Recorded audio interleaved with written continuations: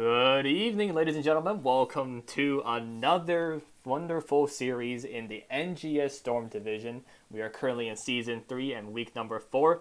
And tonight's beautiful matchup will feature GG Till I Die and Can't Censor Strip. I am your caster for the evening, Creeper Spot. Nice to see everybody in chat, and I hope you guys are having a wonderful Wednesday. I do apologize, I don't have my face cam on as of now, so you're going to have to just imagine me as your most beautiful caster possible. Hopefully you guys are excited for this matchup. It is, of course, as I mentioned, it is between GG Till I Die and Can't Censor Shit. Now, let's talk about these teams real quick. First of all, I want to mention what GG Till I Die is. Currently, they are second in this season's rankings. But don't let the number fool you. In the 3 matches they have played, they have won every single one 3-0. And they have yet to draw a map in this entire season. So will they keep up this streak is going to be the big question tonight, as they will face their enemy, Can't Censor Ship. Now, Can't Censor Ship has had a relatively only 2 games this season, so there isn't a lot of data you can really get off of from them. They do want to mention they have won a 3-0 match against Regen earlier this season, and they've also dropped a series 3-2 to Heavy Impact, which is, may I mention, the first place team at the moment. So these 2 teams should be able to present us a wonderful duel for the evening, and I'm very excited to see how these games will go. We are currently just loading into the lobby and getting everyone ready and up and going. But while we are waiting for everyone to get ready, let's take a look at the map picks and bans for this evening. Now, the point flip did go into favor of, as I check my notes, Can't Censor Ship, and they have opted for the first pick option. So therefore, GG Till I Die had chose to ban BOE and Volskaya, while Can't Censor Ship has decided to ban Infernal Shrines and Towers of Doom, which will result us into picking Dragonshire as the very first map. Now, I'm excited to see what kind of team comp will be drafted here on this map. Dragonshire being much more macro heavy, as you have to control both the top and the bottom shrines with much map control. So you expect a lot of heroes, maybe like Johanna, Mei, or Junkrat, when there's a lot of point control, and you can easily harass and poke the enemy team should they want to try to capture the objective. There is a lot of things to go off of, but we'll see tonight how the draft will go. And let me know in the chat, what do you guys think? Who do you think will take game number 1? Who are you guys cheering for? I'd like to hear you guys' opinions. It's always great to see everyone so enthusiastic to watch Storm Division. And as always, if you want to support the Storm Division tonight, just do exclamation mark Matcherino, and you can donate, which will contribute to the prize pool and help these players, kind of invigorate them to play even better. I know they're playing extremely well at the moment, but giving them more money will always make someone want to play for more, if you know what I mean. I want to bring it back to the caster view. It's already out of the caster view. Wonderful. And once again, we're just waiting on a couple of players. It is interesting enough that the game today is a bit early. For those, it's on the 7 p.m. Eastern time or 4 p.m. Pacific. But you do have to understand some of these players are playing from Europe. So they do want to try to get the games a little bit early, as it is relatively late at night for the European players.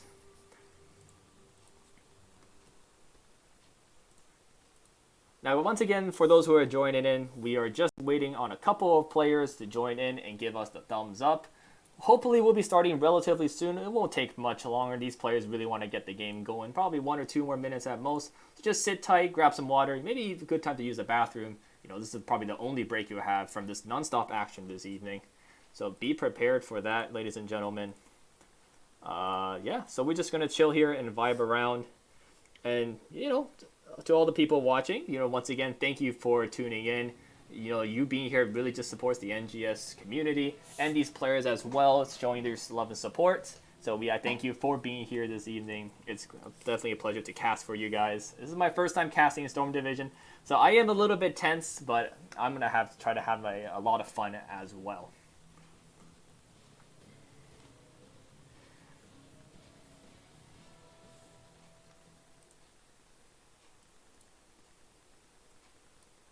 Now, for those who are continuing to watch Storm Division later this week, Just like to let you know what the schedule is upcoming. Tomorrow at 6 p.m., we will also have another Storm Division game, this time between Anti-Clown Association and Wildheart Omega.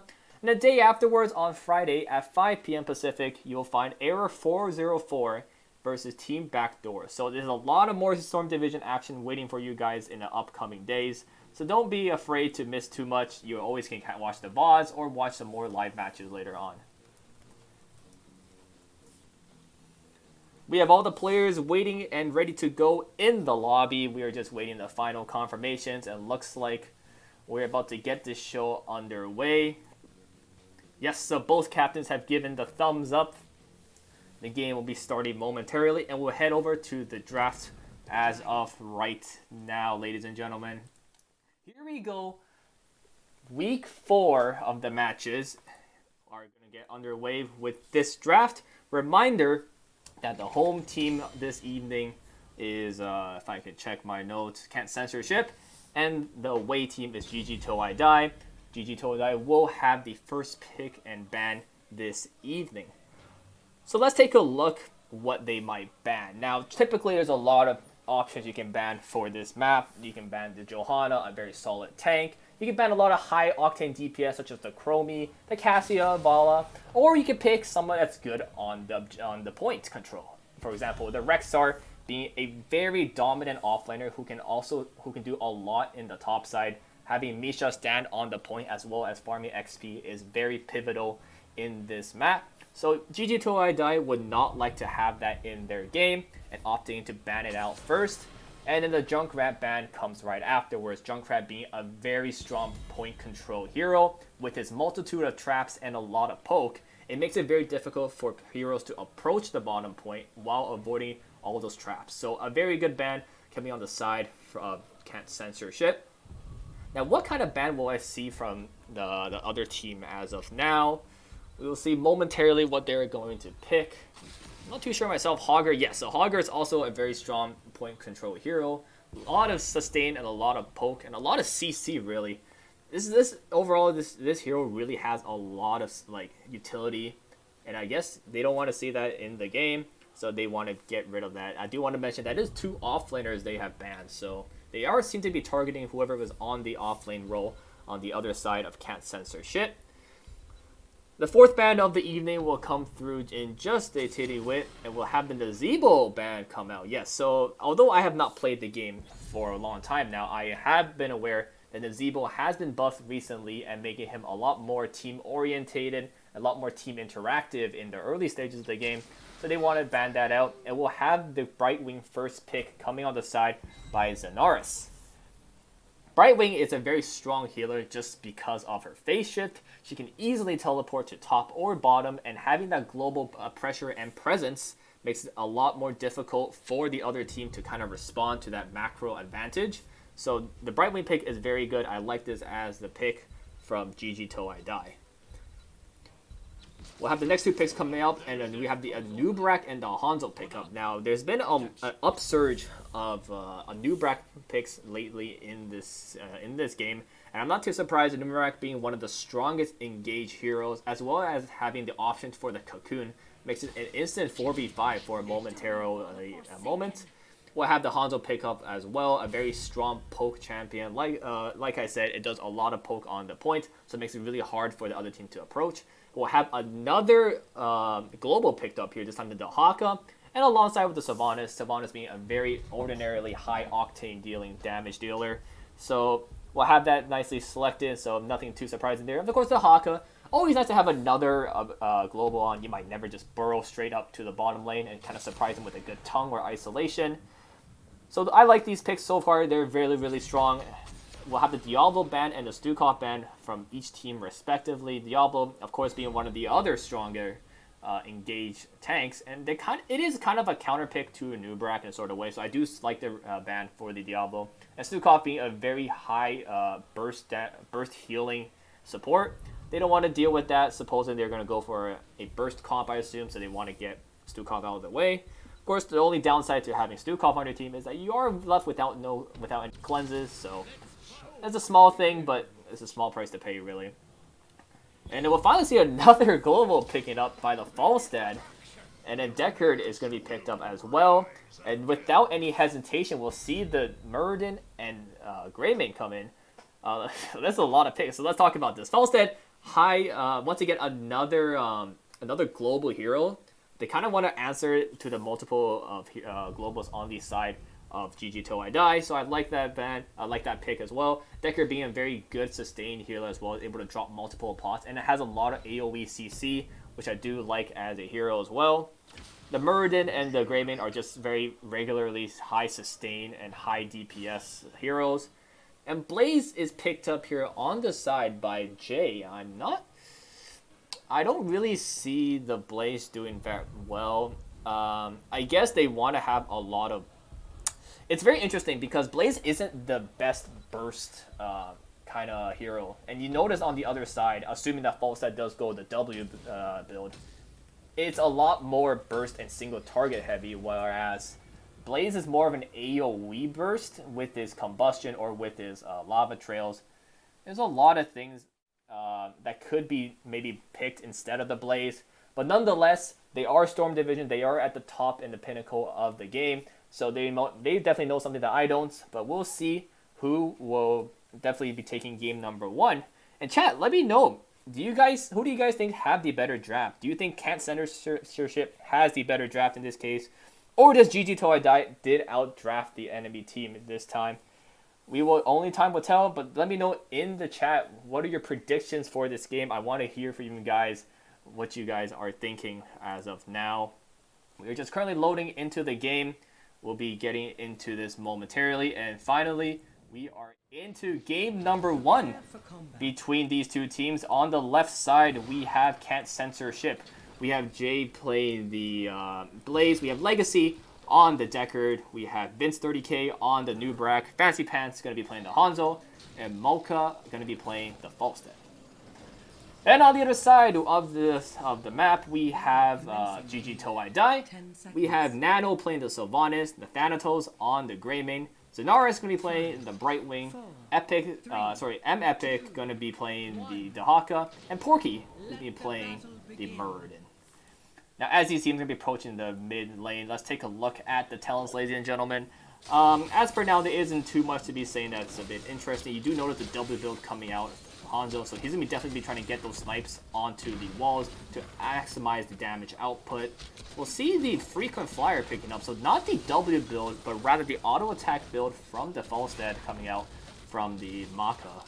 And everything else definitely seems relatively okay. So the talents are just shown here, ladies and gentlemen. We see a polymorph onto 30k. Vince 30k is going to take a lot of damage. And that's a first blood on the side of GG Till I Die. Very quickly locking down the Nubrak. A good polymorph into a follow-up from Greymane and Sylvanas damage seems to be too much.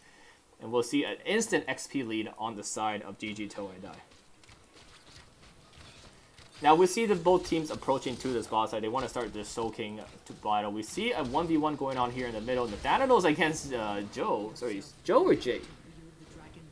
It's Jay. Yes, my eyes absolutely suck. But yes, it is Jay. We'll see Nubrak trying to go on it onto Zenaris. Looking a bit low here, but there isn't a damage follow-up. So Zenaris has been making it out without any casualties. She's going to teleport back so you can easily recall in this situation. We'll see Dahaka and Blaze coming out here inside the top lane. Porky's trying to look for something here onto Mocha, but I don't think Mocha is going to be caught out here. He's in a really awkward spot, and the hammer comes out. It gets a little stack here and there, so nothing too much missed here. But we'll see Nathanael trying to sneak this bottom bruiser camp. Zenaris and Vince are trying to stall for time here, and Vince is going to respect Zenaris here and just go ahead and start clearing this siege camp. Yeah, Nathanael might be able to sneak this away. He's looking relatively low, so if Kant Censorship do detect this lack of a presence from Greymane and kind of predict where it's going, this could spell trouble. But it looks like they're going to sneak this away. Porky is looking relatively low. Oh, it's going to barely jump out. Oh, and here comes another dive. Oh, they were not ready for this. I think they were not... Oh, Porky. Oh, barely gets saved by Zenaris. A beautiful TP timed basically perfectly. Unfortunately from Vince, it jumped over the wall with his burrow and just sees a lot of members on the other side. Granted, there was also a spell resist mercenary, so it definitely resisted a lot of damage there on the inside of GG Till I Die.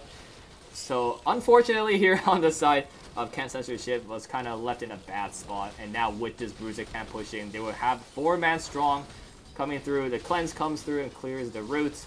And we'll see the teleport coming on the side of the Falstad to kind of deal with this push. Relatively good damage onto this front gate. We might be able to see this get taken down soon, but it's going to be barely left alive, so well done there. The Haka is going to be clearing this top bruiser. It is in the control of the blue side here on the top, so we won't have a full cap coming in entirely soon. Let's look at the bot side. Maka's taking a lot of damage here once again, but it's going to be a lot of damage from the follow-up from Porky's engages. You see, even with the Greymane and Savant, we're talking a lot of like single target damage. Grayman's been clearing the wave here in the middle, and we'll see the Hawk is still going at it at the Bruiser camp. Unfortunately, the Hawk is not the best at clearing camps, so he's going to take quite a little bit of damage to be taken outside the top side gates. And we'll see kind of a dead phase right now where people are trying to just get XP, trying to get that level 7 advantage. You see a Dubrak trying to plan something here, but if he gets caught out, he could be in a bad spot because his team is not there to really assist. You see all the pings here, pinging that, hey, there's somebody here. Porky's in a bad spot, but he can just hop away. Yeah, it is Murden after all. Make it out safely. We'll see Legacy try to steal this away, but he isn't just a Deckard against a Sylvanas. It's a Banshee Queen and a Dragon versus an old man. It's not a very favorable matchup here. We'll see the Greymane clear app camp here. This top control has been in the side of Can't Censorship. Jay's been doing a really good job of keeping that under control. But now with this Bruiser camp and a 2v1 situation in the top lane, I think they're able to take this back in their favor. A little skirmish here on the bot side. Unfortunately, he was not able to catch that, but Nano just took a bit of damage here and there. He has to force the tap, and the bot side control goes into the favor of Can't Censorship. Oh, a tongue comes up top lane, so it's a 2v2 situation, but here comes the Brightwing and the global advantage. A good dash away from Jay means that the tongue will not be an issue. Trying to hide in here, trying to plan something, but it doesn't look like there's going to be anything here. The good dismount by Zanara, so Vince makes it really hard for him to get in. Let's look at the bot side here. Savannah's just clearing the waves. Oh, here comes the 2v1. Okay, he'll be just fine. Maybe they might have looked for something there, but at the moment, there's not enough supports, so they'll leave him be as of now. We will see Jay and Epic go at it again in the top, and I've just been informed that the overlay is wrong, so I will fix that momentarily. I apologize for any inconvenience, ladies and gentlemen. Wow, I'm really bad apparently at this. But yeah, I'll fix that when we do have the downtime of the next game popping up. We'll see an engage here on the side of the red side. Able to steal this camp away. Good steal with 5-man strong. It isn't too much of a response. Blaze is rotating in late. Here we go. The dash comes in onto the Brightwing. The Brightwing goes down instantly. Caught it in a bad place. And without a healer down, oh, these members are going to fall really to the... Newbrat's cutting off the escape from the Sylvanas, but he's going to dash away. Oh, and a beautiful route. Oh, barely enough with the boomerang gets him at the end. So a good re-engage. Even though they did lose the camp, the Blaze flank was really strong and was able to kind of cut off Brightwing's escape. And then when the Brightwing goes down, they're without a healer. So the fight becomes instantaneously advantage on the blue side. So well done there.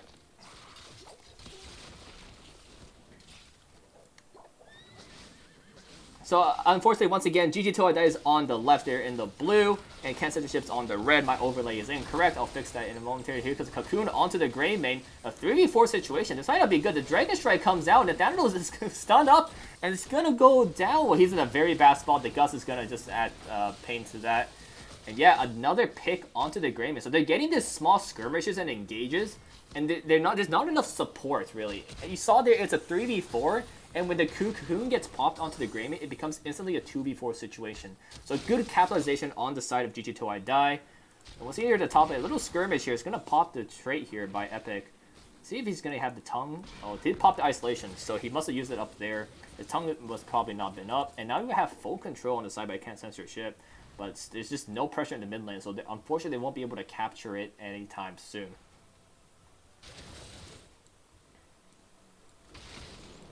We'll see the bot camp being taken again. Of course, there's no bribe on the side of Brightwing, so we'll just see them taking it slowly. But of course, Greymane is one of the best at sieging camps in this game. So when it comes to camp pressure, Greymane is who you want on your team. So they would take it relatively quickly. Another good Merc take on the bottom side by Can't Censorship. As of course, it's on the right side. Porky comes in, unfortunately misses the hammer. Now, should the hammer have popped, I'm pretty sure Fancy Pants is definitely going down. Dragon Strike's going to be coming in to create a little bit of pressure, kind of harass him. put the Thanatos in a kind of awkward spot, but he does have his leap away, so there's nothing too much. Oh, they're looking for Fancy Pants again. He doesn't have a jump over the wall, and he's going to go down, not respecting the pressure from the side of the red. And Porky's good stun is able to lock down another kill. So even, like, I don't like the call there by the Hanzo. You know, it's a 4v1 situation with a cat pushing. It's just a 4, guys. Just give the 4. You know, you don't want to give another kill on the side of the red. The match is already close enough, and there's no need to make it any closer just like that. The teleport's going to come into the top. See if they can get a kill here. Oh, a good dodge by Jay, and the tongue is not going to land. A lot of action here. We're going once again back to the boss side. Vincent's trying to do a lot of harassment here, but it's him and the Legacy versus Sylvanas and Porky. Oh, that's not looking like a favorable fight. A double stun coming in from Porky. The flight comes in by Mocha. It's going to force the Sylvanas to teleport away. We're half Porky in a bad spot, but it isn't a Murden. He should be able to make it out. He does have Avatar as well. Should he need it, he will pop it in this lane. It's a 4v2 situation down here. The rest of the people are just looking for pressure here. You see the Thanatos trying to plant a little bait here. See if he can catch off a bad rotation. Oh, it's not going to pull it. So the teleport comes in from Porky. We see another 4v4. Oh, the Tahaka comes in too. Here comes Style Wireless and lands on 2 members. The Murden is still in the cocoon. The Dragon Strike comes down. Lands on quite a bit of damage there. But the Thanatos is so low right now. Oh, what can he do? He can kill the Falstead. The Micro Throw going down onto the Deckard. A beautiful one by Nano. And Fancy Pants is just sacrificing himself, buying time for Vince to get away. Another beautiful re-engage. This time we really see the power of the globals. Instantly, it went from 3 members to 5 in a time span of about 3 seconds. We see both Brightwing and Dahaka join the fray, and they instantly get a favorable advantage in that fight. That's the power of globals on this map, guys. This is why you pick them, and this is why high-level players love to abuse them as well. So we see Epic capturing the top side for it here. Gonna grab that. Oh, misses the tongue, unfortunately, but I don't think it's gonna be a problem. Oh, doesn't cap it. Yeah, you see the Savannah's just heading up here. I think Blaze needs to realize that the teleport comes in, yeah. So he has to respect it. Oh, Isolation is not up. Mind Control is up though. See if Mind Control lands. Yes, it lands. And will he die, ladies and gentlemen? He pops the bunker. Just buying time at this point, but he knows he is a dead little Terran. Unfortunately, goes down. A beautiful, once again, a little pick out there. Once again, Blaze not respecting the pressure from the side of Can't Censor ship. And with the first dragon taken, it's going to start sieging on this mid lane fort. It's going to kick away Fancy Pants. We don't want the Hanzo harassing. It's just the 2 of them though, so, and it is Greymane in the Dragon, so you significantly lost a lot of siege potential, and it's already gonna go down. Unfortunately, the full stat damage is too much, and with only 2 members here in the mid lane, was not able to get a lot of value here. We'll see Epic trying to plant something, but yeah, there's just 5 members strong mid, and Blaze is gonna be coming back here. It's gonna go up the top to soak that wave. See, oh, look at this, a very cheeky spot here, but the arrow's going to spot him out. Well done by Fancy Pants to be aware of the possibility. You can always never be too careful in these situations, with especially level 16 advantage on the side of Can't Censor ship. Oh, here we go, a pick-off here on the side of the Haka going down. The Falstad flew in, and yeah, the Haka can't really get out in this situation. You're sure he has an invulnerable burrow, that's all. And Porky's in a tough spot here. He has Avatar once again, so he's going to jump out in relatively time. Here comes the Cocoon. He still has Avatar. I don't know if this is going to be good. He hasn't popped the Avatar, yes, but oh yeah, when you're fully rooted and stunned and a Dragon Strike comes walling onto you, there's not too much you can do, unfortunately. He's going to go down, and we have a little bit of a staggered death going on the side of Can't Censor ship. So what is GG Till I Die going to do with this advantage? They have about 30 seconds without a main tank. They have to clear this top Merc, unfortunately. And they lose the bot side one as well to the other team. So, fortunately, it's not going to be able to get too much. It's going to use this downtime to really clear the camps, get these waves pushing back into their favor, and kind of start getting their way to level 20s. But with this downtime, oh, it's not a downtime really. Nathaniel is trying to look, once again, very sneakily onto this Bruiser. Once again, it is a 3v4 or 4v5 until Murden has respawned. Both the Haka and the Falsa can join back relatively quickly. Of course, the Haka getting the more of a range since he can burrow to any bush, whereas Falsa has to be kind of close to the bot side. And yeah, they're going to just give this up. They don't really want to risk it. They're already winning in XP, and risking any more of these like staggered kills is not good. You see Epics just want to deal with this Bruiser camp up here first. So a good macro call on the side of Can't Censor ship, which is of course in the red if you have not been here. And the Mind Control coming onto the Blaze. The Gus is going to help Blaze get out of there. Porky's still trying to do his best with a lot of damage. Jay kind of dashes the wrong way, but I don't really think it matters. So a good Gus to disengage and kind of help out the Blaze in that situation. Porky's going to get rooted up here. It's going to take a lot of damage. But with his second win trait, he should be able to heal it back up relatively soon. A good jump over the wall means that Cocoon is not going to be in an ideal place. Here comes the Dragon Strike, and once again, oh, the beautiful chain CC setup. So you see the true power of the Dragon Strike coming out of Hanzo. Should you be able to coordinate a chain CC onto the Cocoon target, that target's going to take a lot of damage from Dragon Strike. So another good coordinated attack on the side of GG Till I Die. And with that, their reward is, of course, the bottom fort. So both teams losing their bottom forts is significant because it is the strongest lane in this map. See Falsa trying to fly here, trying to beat Epic here onto the race to the top. And Epic's gonna respect, yeah, so a good respect call from Epic knowing that their whole team is relatively missing. And they're gonna give the second dragon over to the side of GG Till I Die. And let's see what they're gonna do with this. Now you see earlier when Can't Censorship got their dragon, they got a couple hits on the mid fort, and that's all they got. But with the second Dragon Knight in the game, it has a little bit more health, a little bit more damage, so hopefully they'll get this middle fort down. Kick the Thanatos out, we don't want the Greymane shredding the dragon. And we're going to see the mid fort being taken down. Now, the question is, will they go for this bottom gate, or will they go top? It looks like bottom gate is the call here. The stun comes onto Fancy Pants, but that's not enough follow-up to really take him down. And we'll see 5 members strong in the bot lane. Of course, the Hawk and Falset are there within a moment's notice. Fancy Pants doing his best to harass. A dodge by the Fancy Pants means that Pork not able to get a potential start on the fight. The Dragon's about 25% health, and that's all we're really going to see. The fort going down. The fountain is going to be kept up as well. So should there be another, that is also another advantage should a fight occur in this situation. Vince is being a little cheeky hiding in this bush. And oh, it catches onto the Haka. A beautiful cheeky play, but the Haka makes it out with this trade with the sub 200 health. The Gus is going to help the team, not help Porky. He's a full health Muradin with Avatar. Is he still going to go down the stairwell? Listen, line out the Porky. 75 HP. Oh, barely makes it out. Unfortunate on the side of GG Till I Die. Oh, that was a beautiful trap by Vince, and Blaze is going to die for his own means. Get tongued out. So if you saw that, Anubrac was predicting that the Haka was going to burrow here. So he was hiding in this bush, waiting for him to burrow. A beautifully well played by Vince. But unfortunately, you saw 75 health remaining on the Haka and barely makes it out. And then Blaze charging back in, getting tongue means that they're the one that actually suffers a casualty. You have the Haka here trying to steal away this bottom siege camp, and it looks like they were able to get it away in this time. So with this player advantage, what are they going to do? There is a bottom siege camp pushing here with the catapult, so they're going to have to deal with this eventually. I guess the Hawken can go back to soaking for 20s, but yeah, 20s are picked up, ladies and gentlemen. So we have a 20 advantage just for a few moments until, of course, GG Till I Die picks it up. They're relatively there too. They want to fight even if it's a 4v5. Dragon's going to be dropped out just to clear do some damage to the camp.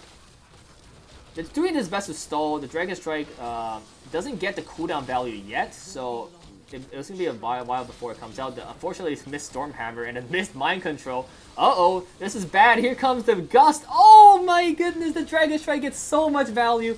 Instantly locks down one Sylvanas. The Brightwing trying to do his best to teleport in to save the Porky. But they're all in a bad spot. It's 1-for-1 so far, but the Cocoon goes down. Here comes the cooldown reduction. Here we go. Nathaniel taking a lot of damage when he was stunned. The Bunkers doing their best to do a lot of damage as well. Vince trying to catch up to the Thanatos. He's going to go down to the Blazes of Blaze. And it's just Porky and Epic left. They're just two tanks. What can they do against 4 men strong? Porky's going to do his best to stall and perhaps get out. Oh, he's going to go down, unfortunately. But buys time for the Hawker to burrow top and trying to cap this top fort back. And yes, for those who have joined in late, I am well aware that the teams are on the wrong side. It should be Can't Censorship on the right and GG Till I Die on the left. I do apologize for that, but I will have to fix it when the game is over, as there's too much action here for the time being. Now, there's only Tahaka up, so they're going to be able to get this third Dragon Knight. We're going to have Vince pop into it. The bottom gate is down, and this is the third Dragon Knight, so perhaps it's possible for them to end should something go wrong on the side of Can't Censorship.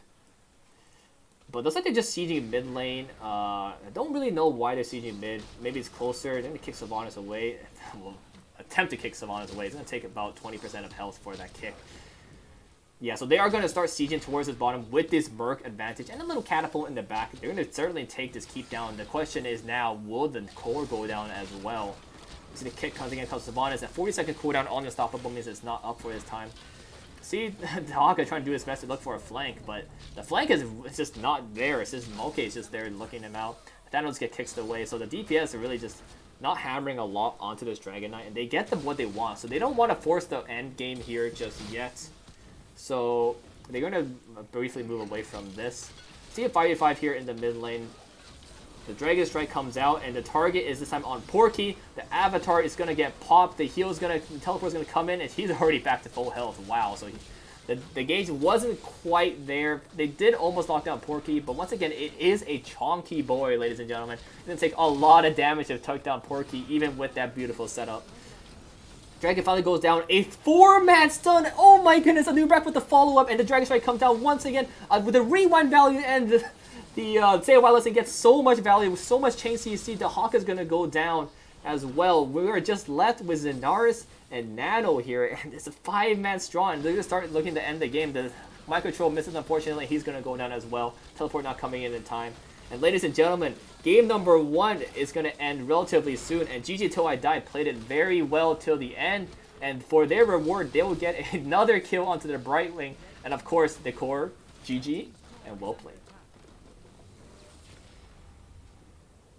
A very well done on the side of GG Till I Die. Was able to capitalize on these small advantages and picks. You notice the setups with the Anubrak and Hanzo was really strong.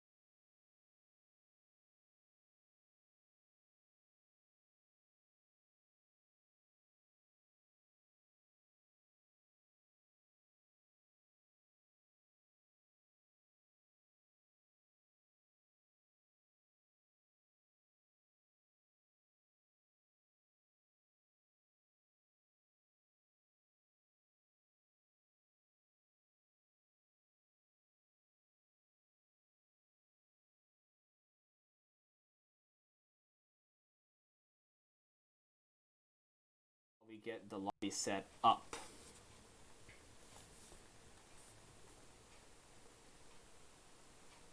So another 3-0 looking Cloud Mephisto winter prediction. Well, hopefully it's not a 3-0, guys. I really want to see more of these games played out. But like I said, GG Till I Die is undefeated, and they continue their streak 10-0 so far this season, not dropping a single map.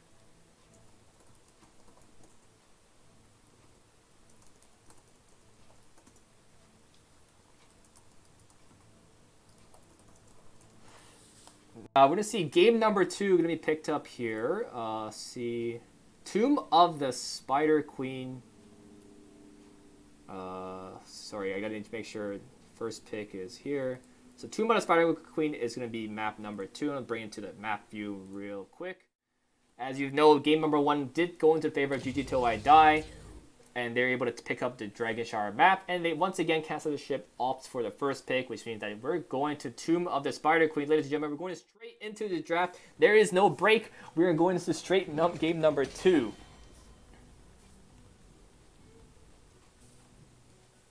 All right, let's see what is going to be happening here. The first fan is going to come up for a Nubrak. Yeah, so they're going to instantly respect the tank pick here. Nubrak's going to be out of the game. You saw so much setups with the Cocoon and a insane amount of CC, especially when he picks up the Rewind level 20. It means that he's able to get a lot of setups for the Hanzo to really kind of go off.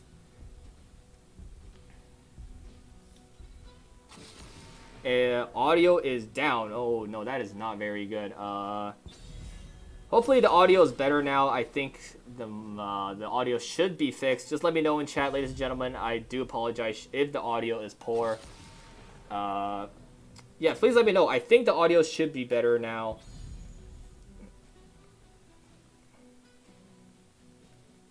Yeah, looks like it's okay now. So, but please feel free to let me know if something goes wrong midstream, and I'll do my best to fix it.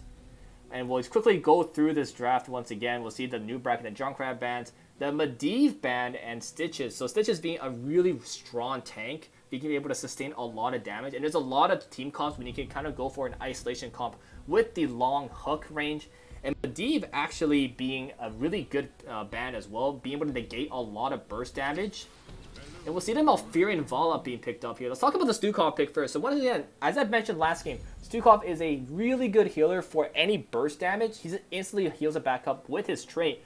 But the one downside is going to be that he is a cleanseless healer. And it seems like on the side of GG2I, they kind of want to capitalize it. So they pick Malfurion and Vala. Malfurion is kind of known for his CC and his setups with the roots. And Vala, of course, being such a high damage DPS, means it's probably going to try to lock down a target immediately. Well, this time we'll see Blaze picked up on the side of Epic, and Sylvanas is going to be picked up by Nano here. Very interesting. They want to take the Blaze for itself, and the Blaze did quite a bit of work, but I really didn't think Blaze was the key point to GG2I victory. And Sylvanas, of course, being a very high octane damage dealer. We didn't see him kind of go off. We did see a lot of good mind control setups, able to lock down a lot of targets with the mind control, kind of hitting the backline. So I kind of like the Sylvanas pick once again. They kind of want to maybe play around the same kind of style of comp again. We'll see the Mei band coming out on the side of GG2I. They don't want to... Mei because of being a very, very strong tank with her Ice Block and a lot of setups. Of course, there's Ice Wall. There's also having her Snowball as well. So this is basically just a setup tank, more or less. So they don't really want to deal with that. Get that out of the game. Get that out of the game, man. And of course, the Zevo band coming out. The Zevo's strongest map probably is going to be Tomb of the Spider Queen and or Volskaya, depending how you play it. Because it's 3 lanes to soak, and you get triple the XP and stacks on your passive, which means that he's going to be a late game monster. So, Censorship's like, nah, let's not deal with it. Let's kick him out of the game as well. We are not seeing any weird ghouls in our game. And we'll see the Hogger pick up and Tychus. So, if you remember from last game, Hogger was banned, but this time they wanted to use the ban on other picks. So, they're just like, alright, you can have the Hogger. And then Jay is like, alright, I will take the Hogger. And we'll see the Tychus pick up as well. Tychus being a very good tank killer with his percentage-based damage. So I'm looking on the other side of Censorship to pick a tank that's not health-based. Maybe something like Johanna, or... I'm predicting Johanna. And that's why I am not a predictor, ladies and gentlemen. I'm not an analyst, because I completely predicted wrong, and they picked the Varian Kerrigan. Now, Varian probably, in this case, will be going to Taunt Varian, the classic blow-up Taunt Varian you'll see. So we won't be seeing any Twin Blades or Colossus Smash. I know you guys want to see that. But unfortunately, you won't be able to see this at the Storm Division level of play. And the Kerrigan, I like this pick. Brings a lot of spice and flavor to the team comp. Sounds like I am a chef right now, but they are really cooking up some good things here. And actually, I did get a Johanna pick right, just on the wrong team here. So Johanna's going to be picked up by Vince 30K. Wow, so this comp on the side of GG2I is very solid as well. You have these setups once again. With the tank combo, you're gonna have the Blessed Shield or Falling Sword, followed by the Malfurion, and then just Tychus and Vala hammering whoever gets caught out. But on the other end, you also have a blow-up comp as well. You have the Varian Kerrigan, plus the Blaze and the Stukov lurking arm, means that they're able to also take down anyone at a moment's notice. So this would be a very interesting way. I think the only big difference between the comp is the healer. We have Stukov and Malfurion who kind of do the same thing, but the big difference is that Stukov definitely has more healing capabilities. So this is going to be helping him kind of survive these burst combos on the side of GG2I. But we will see, ladies and gentlemen, how this game will unfold. We are just currently loading into the game. I hope chat is excited. I hope you guys are enjoying this series as much as I am. I'm having a grand old time. We're getting right into the second game of the series. On the left side this time, we have GG2I. We have Fancy Pants playing the Tychus. Jay going to be playing the Hogger. We have Vince 30K on the Johanna. Monka's going to be playing the Vala. We'll have Legacy on the Malfurion. And on the right side, we have Nano be playing the Sylvanas. Porky, they're going to be playing the variant, the Thanatos on the Spicy Kerrigan. Zanara's going to be playing Stukov, and Epic going to be playing the Blaze. Ladies and gentlemen, that is Can't Censorship. As the teams are going to be approaching to the mid lane momentarily, let's take a look at the talents. We're going to see the Laws of Hope picked up here. So it's a very good map for Laws of Hope because you can easily rotate to multiple lanes to pick up globes. We see a little skirmish already onto the Thanatos and Vince, but not a lot's going to be happening. Charge comes in from Porky and it's going to instantly disengaged. And we'll see Vala going for this Fire at Will build. So a W build already initiated from the Vala. And we already see a skirmish, a beautiful lockup onto two members.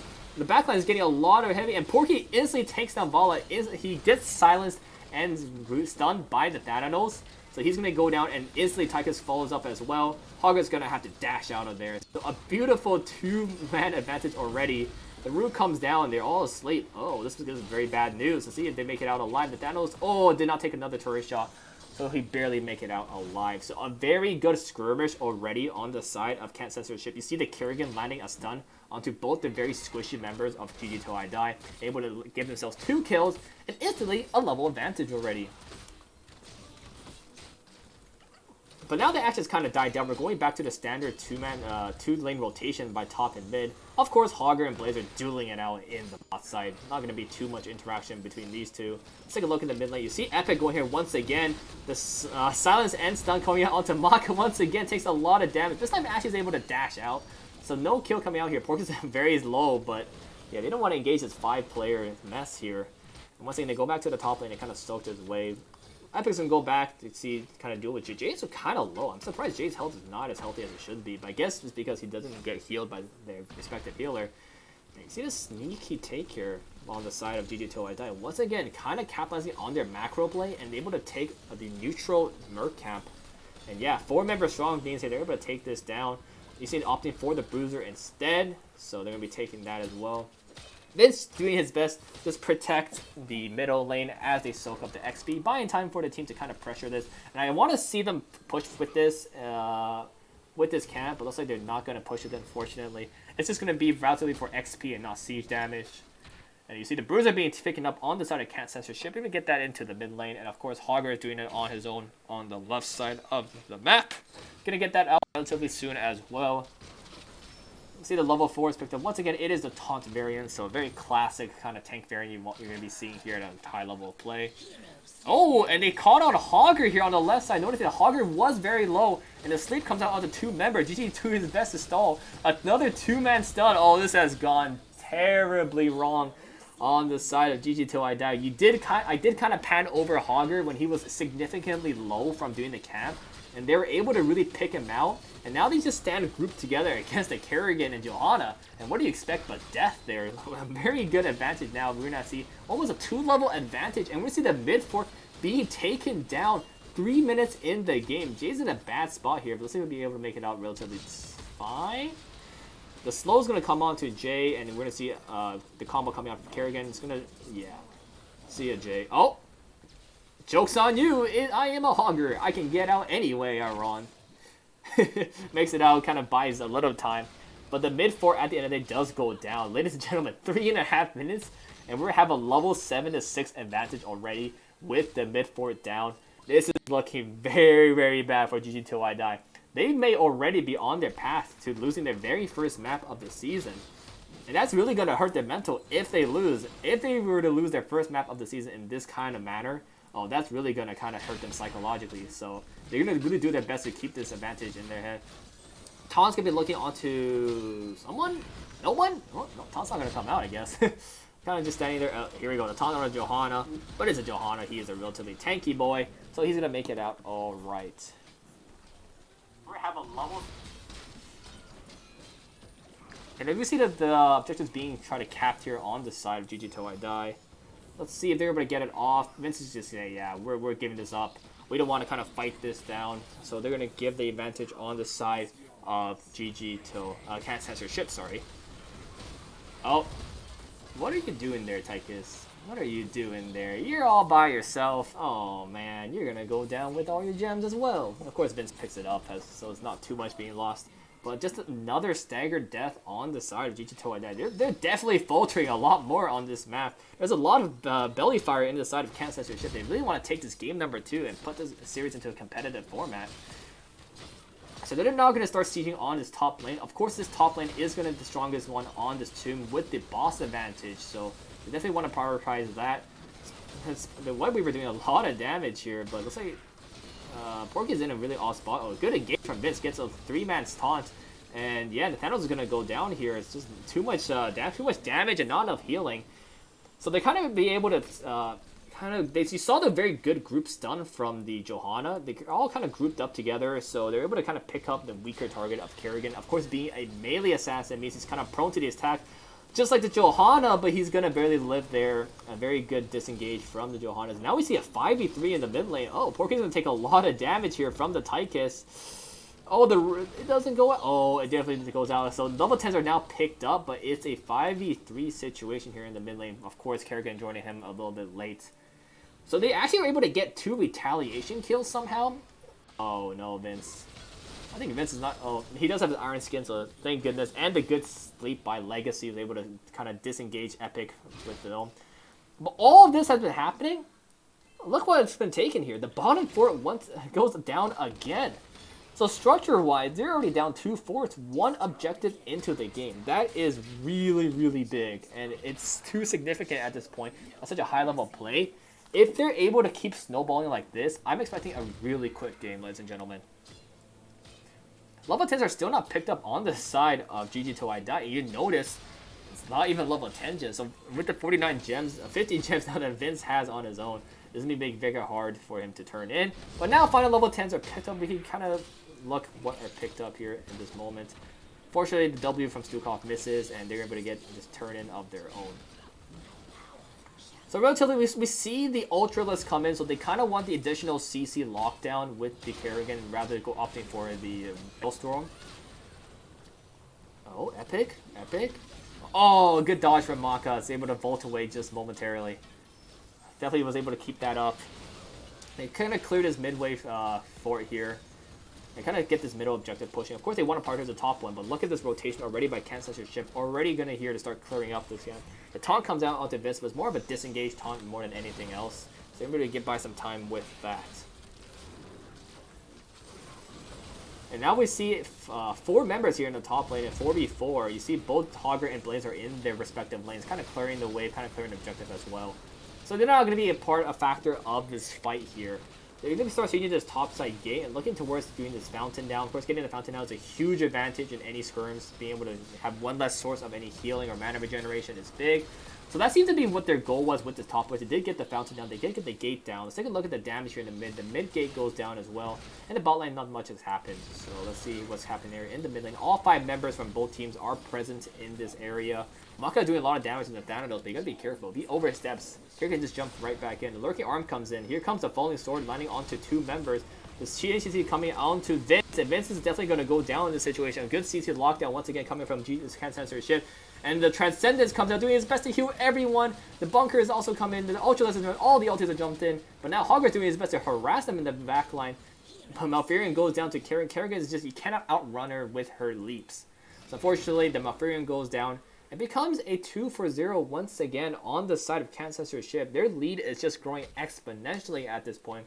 And they're able to get their second turn-in of the game. Once again, there is no fort mid and no fort bottom, which means that there's going to be a lot of damage that could be done with this objective. And with 3 members up here in the top and Sylvanas' trait popped at this time and place, we might see this top fort being taken down significantly early as well. Vince is going to say, no, we don't really want that. We're going to be seeing, the taunt coming out onto the Iron Skin Johanna, so not too much can be capitalized here. But here comes the objective, which is the main guest of this party. Let's see if they're able to get down this topside fort here. And yeah, here we go. The Variant Taunt coming out onto onto Legacy. Legacy's going to go down instantly. You hit the Malfurion with the taunt, chances are you're not going to make it. Transcendence wasn't even up for Malfurion, so that was a very unfortunate fight. But once again, you see it's just such a snowball effect. You see the Strafe come out from the Vala trying to do as much damage as they can. They're all relatively low, But yeah, here comes a Stukov healing. Instantly heals him a lot of health. Probably lost 500, 600 health with his trait passive healing. And the taunt comes out onto the Johanna. Iron Skin is forced to be popped. But that's alright. A 40-second cooldown for a 12-second cooldown of taunt. Oh, here comes Joey coming straight in with the Hogger. Hogger. Goes down and it takes down the variant with him. Epic's in a bad spot, but looks like he'll be able to make it out. Nope, you're not making it out alive at all. Both of the front line goes down, and now it's a snowball effect we see here. Zanaris is the next one on the list. He's going to go down, and yeah, nobody can try to help him. He's definitely a goner. Even the Falling Sword has to be popped, but hey, you definitely pop an ulti for a kill. And now we kind of see it go back into the fight. GG2 is really keeping this game close. Like, I'm very surprised that even with the significant lead we saw in the early game, they're making these kind of retaliation fights work in their favor. You notice, even though they did get the first 2 kills on the side of Censorship, the re-entry from the side of GG2 is so significant, and I don't think Censorship is kind of like respecting the re-initiation, and this is why they're starting to get caught out by Johanna specifically. The Johanna Condemn is, even though it seems to be such a like very passive and very like iffy ability, that Condemn has set up for a lot of re-initiations from the side of GG2 So Vince is doing a very good job of kind of keeping this game competitively close. We've seen the middle four is the next one on the target, and yeah, with no much contention here, they're able to take this down. Oh, Nathaniel is kind of spotted in his bruiser camp, but looks like he's gonna respect it and not kind of continue the camp in case he does get caught out. They're trying to look for a re-engage with level 16 advantages. Porky is looking onto anyone at this point, but what can you do with an unstoppable Hogger and you're sleeping like a lullaby? The boss is still up here. It does a little bit of damage to the turret, so that's not too much at least. They're still waiting for the 16, so you notice that GG2 does not want to look for a fight until they pick their level 16 talent advantages. So very smart play here, but you see Porky's definitely trying to look for something here in the middle lane. But they decided, yeah, you know, we'll give you the level 16s. We just want to get this camp and trying to race you to 20 first. And now you see them trying to turn in here. They do have enough for a turn in, but all the gens are mostly onto the front line, so it's going to make it very hard to turn in. Vince and Porky kind of going at it here in the middle lane. The Porky's trying to look for a taunt onto anyone. I think he doesn't want to taunt the Tychus, but rather somebody else. He's trying to look for Vala. Vala is the key target to taunt here. So Porky is trying his best not to do anyone else. But if nothing else comes about, he is going to taunt the Johanna. And yeah, the Johanna taunt comes in. The Iron Skin is not popped yet. It's going to be popped right now. Yes, the Transcendence comes out, but Che is the next target. Wasn't able to get his Unstoppable ability out yet, and he's going to go down swinging. The ult has been popped by the side of Fancy Pants, but he's going to go down to this initiation slow. They're all grouped up, yeah, and there you go. He goes down as well. Vince is the next target on the list. Is he going to go down? And yes, with no Iron Skin, he is going to be popped as well. And looks like Censorship's looking to end and take the first loss ever to GG2 Oh, this is going to be really big if they're able to get this bottom keep and looking to end the game. We are 10 seconds from the Hogger and 20 to 30 seconds on the Tychus and Johanna.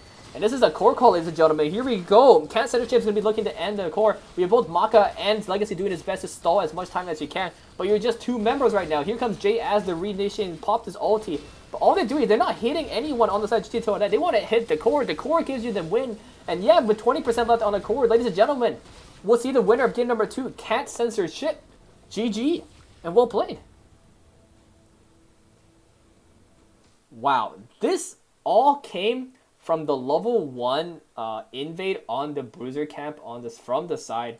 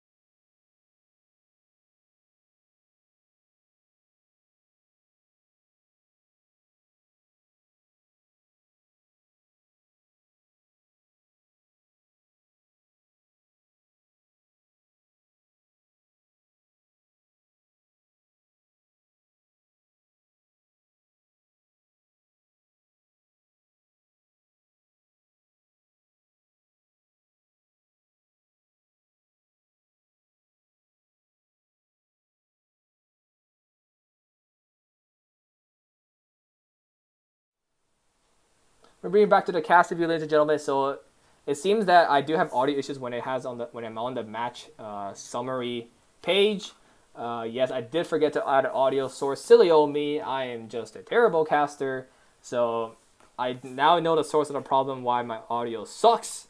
So we'll get that fixed probably soon once we have the next game intermission.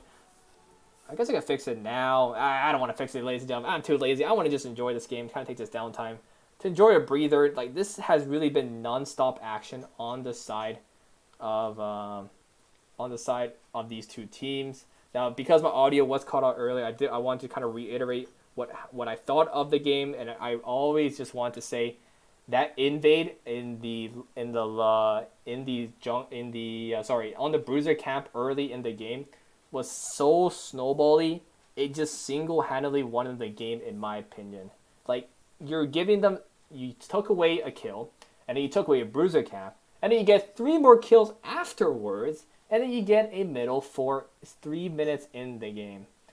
Even though, like I said, that GG Till I Die had a little bit of moments of retaliation, a little bit of able to kind of comeback mechanics, it's not enough because their morale isn't high enough. I think Censorship was feeling so good at that point of stage. There's really nothing that they can stop him from their unstoppable rush. And then GG Till I Die was really just climbing uphill battle from the very beginning. So well done to Censorship to hand the first loss ever this season to GG Till I Die. Now, because, as I mentioned before, since GG Till I Die did lose this game, they might suffer a mental, maybe not a mental trip, a mental step down, because their unstoppable feeling has been snuffed out completely. Now they are mortal like everybody else in this bracket. But we shall see how they will retaliate. Next, we'll bring you over to the map view momentarily. I am just going to update the scores. Just give me a moment, ladies and gentlemen. Just sit tight while I update the scores, and we'll see. Yes, so I'll bring you over to the map picks and bans. We'll see the game number 2 picked up by Censorship. This time, GT2ID say, all right, we'll take first pick. We will definitely love that first pick opportunity. So Censorship says, all right, we are going to the land between the Alliance and the Horde, which is also known as Alteric Pass. Game number 3. This time, GG Till I Die will have the first pick opportunity. And we have all the players ready to go. There is no breaks. They don't want to have a timeout or a coaching session. They just want to get ready into this game. Hopefully you guys enjoying the stream as well. I know there's been a hiccups in production, and I do apologize for that once again. It is my first time casting a Storm Division game, so there's going to be a lot of errors as I am making my debut on this channel. But hopefully you guys kind of swallow the pain of watching me struggle and just ignore it all and enjoy the games as much as I am. Once again, game number 3. We're just waiting on one team giving us the A-OK. Maybe just take some bathroom breaks or some water breaks. I myself am very thirsty, but I don't have any water next to me, unfortunately.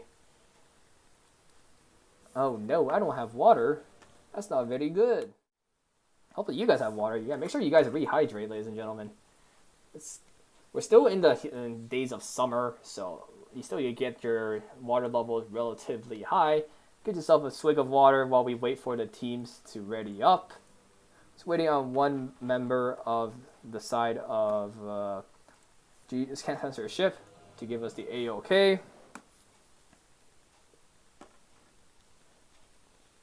Damn, it seems like Leon Black and Goon GG Well Played does not like the Alterac pick. I mean, Alterac is, I would think, in my opinion, Alterac is one of my more favorite maps to play. I would say it's harder to play in a Storm League environment, but in an NGS and coordinated play, I think I do like Alterac a little bit more by some of the other maps. But ladies and gentlemen, we're going right into game number 3 of the series tonight on Alteric Pass. Of course, on the side of the blue is GG Till I Die with the first pick option. Now, let's see I don't think there was any particular heroes that they want to ban on the side of GG2 that they thought was kind of doing a lot of damage in the previous game. So I'm kind of expecting to see relatively the same bans, or perhaps a map-specific ban rather than a team-specific ban. But we will see what is going to be happening in the ban phase. We have about 13 seconds left before. They're definitely taking their time this time. They're really trying to talk it through. Hey, is there something that we want to ban? Is this something that's really going to be a trouble for the comp when we're trying to play on the Alterac Pass? Now, keep in mind, they didn't even pick Alterac Pass, so it is the side of Counter-Strike to pick it. And they actually went with a Sylvanas Respect ban. Very interesting. I think they actually banned the Sylvanas not much for her damage, but rather her trait. Her tower disabling ability was proven to be a bit too much in the snowball effect. And if they didn't have the Sylvanas, it would make sieging of those mid and bottom forts early in the game very difficult. So it's like, alright, we don't want a repeat of that happening. Let's get the Sylvanas out of the game. But now we see a Stitches ban coming in. As I mentioned, a very strong and very tanky, chonky boy. Be able to take a lot of damage and heal it back up. And of course, a disgusting hook. The hook on this map in particular is strong, because if someone's trying to cap the objective, it is possible for you to hook them into your base. So I like the Stitches ban here. The False Set ban coming through. Don't want to deal with the global with a lot of damage, so ban that. And the Vikings ban coming in as well. This is one of Vikings' better maps because it's a very stagnant 3-lane map where you can do a lot of soul game, kind of force the objectives. In the high levels of play, the objective is kind of hard to capture in the objective phase. So with the Vikings, if there was a Vikings pick in the game, it would really enable the objective pressure to be significantly high with 3 solo laners on the side of the team that picks it. And we'll see the Junkrat pick coming in, and followed by the Haka and Zeratul. The Junkrat pick I like, but maybe not on this map in particular. It's just because this is a much more open map. Junkrat's not able to find a lot of value in the tight corners that you want to see him usually. Like, if it was in Tomb, the tight corners make it a lot better for Junkrat to place his trap and really harass, but the open space makes it a bit harder. The Haka comes in with the global presence, and the Zeratul I'm not a fan of significantly because it's such an early pick. I'm not sure if Nathanatos is a very scary Zeratul player. If Nathanatos is a scary Zeratul player, I like the pick in case it gets banned later. So, but if it's not, I don't like the pick here. But that's just what a caster feels. I'm not a pro player. I don't know as much as these players do. We'll see the new bracket. The Brightwing picked up. Once again, very good engaged tank and a good follow-up. Probably more from the Brightwing. Of course, the global from the Brightwing is really strong too on such a big map like this. The Hogger ban coming in, yeah, you saw that even though it was a loss on the side of GG2 Dime, the Hogger did a lot of harassing in the backline. Even though he does go down some of those times, the harass is enough to kind of make them a bit peeved, annoyed, like, we got this stupid little Hogger in the backline. We gotta deal with him first, but he just kind of whirlwinds himself away. Gone like a fart in the wind, ladies and gentlemen. We'll see that Abathur picked up on Banda on the side of GG2 Dime. Once again, a very strong global hero, more of an unorthodox team comp. But I like the Abathur pick because you saw the Zeratul, and Abathur Zeratul, it's a very scary comp. It's a lot of healing and a lot of damage, so I like the Abathur ban here. We'll see the Stukov coming in and the Hanzo pick up. So they don't pick up their main tank here. And with the Hanzo Stukov, I'm starting to think this is a hard engage and a hard CC tank. So I'm thinking Johanna here. Anything that really sets up the Hanzo Dragon Strike, you did see in game number 1 on Dragon Shire, the Dragon Strike value was so big because of new Brack setups. So I'm kind of expecting the same comp style of drafting on the side of Can't Censor ship. The Greymane pickup, and ladies and gentlemen, we have a dead Necromancer Zul. Wow, Zul was one I did not expect. There was a time when Zul's rework did make him strong again. But he's kind of fallen out of the meta lately, but I'm really glad to see him back into action. Of course, Grayman being a high octane DPS, and we'll see the Johanna as I predicted to set up for the Dragon Strike combos. And Sonic's Worlds in chat letting me know that Xanthanos has a 6 Zera, so I appreciate that and kind of informing me about it. So yes, the Zeratul pick is very much okay in this situation. Ladies and gentlemen, game number 3. Now the series is a bit competitive. Let me know in chat, who do you think will take game number 3? Or who do you think you're cheering on? Let me know whose side you're on. Are you on the side of GG2 Die to continue their undefeated series streak, no longer map streak? Or are you kind of cheering for the underdogs of this series? They can't censor ship, kind of take down the big titans of this bracket so far this season. Bring back to the caster view while we have the lobbies loading in. It'll be a momentary before we're able to get this game on their way.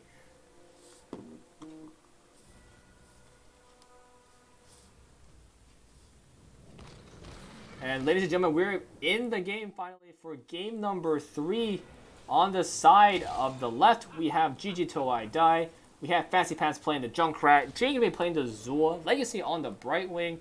Maka hanging out in the fountain on the Grey Main. And Nubrak here, played by Vince.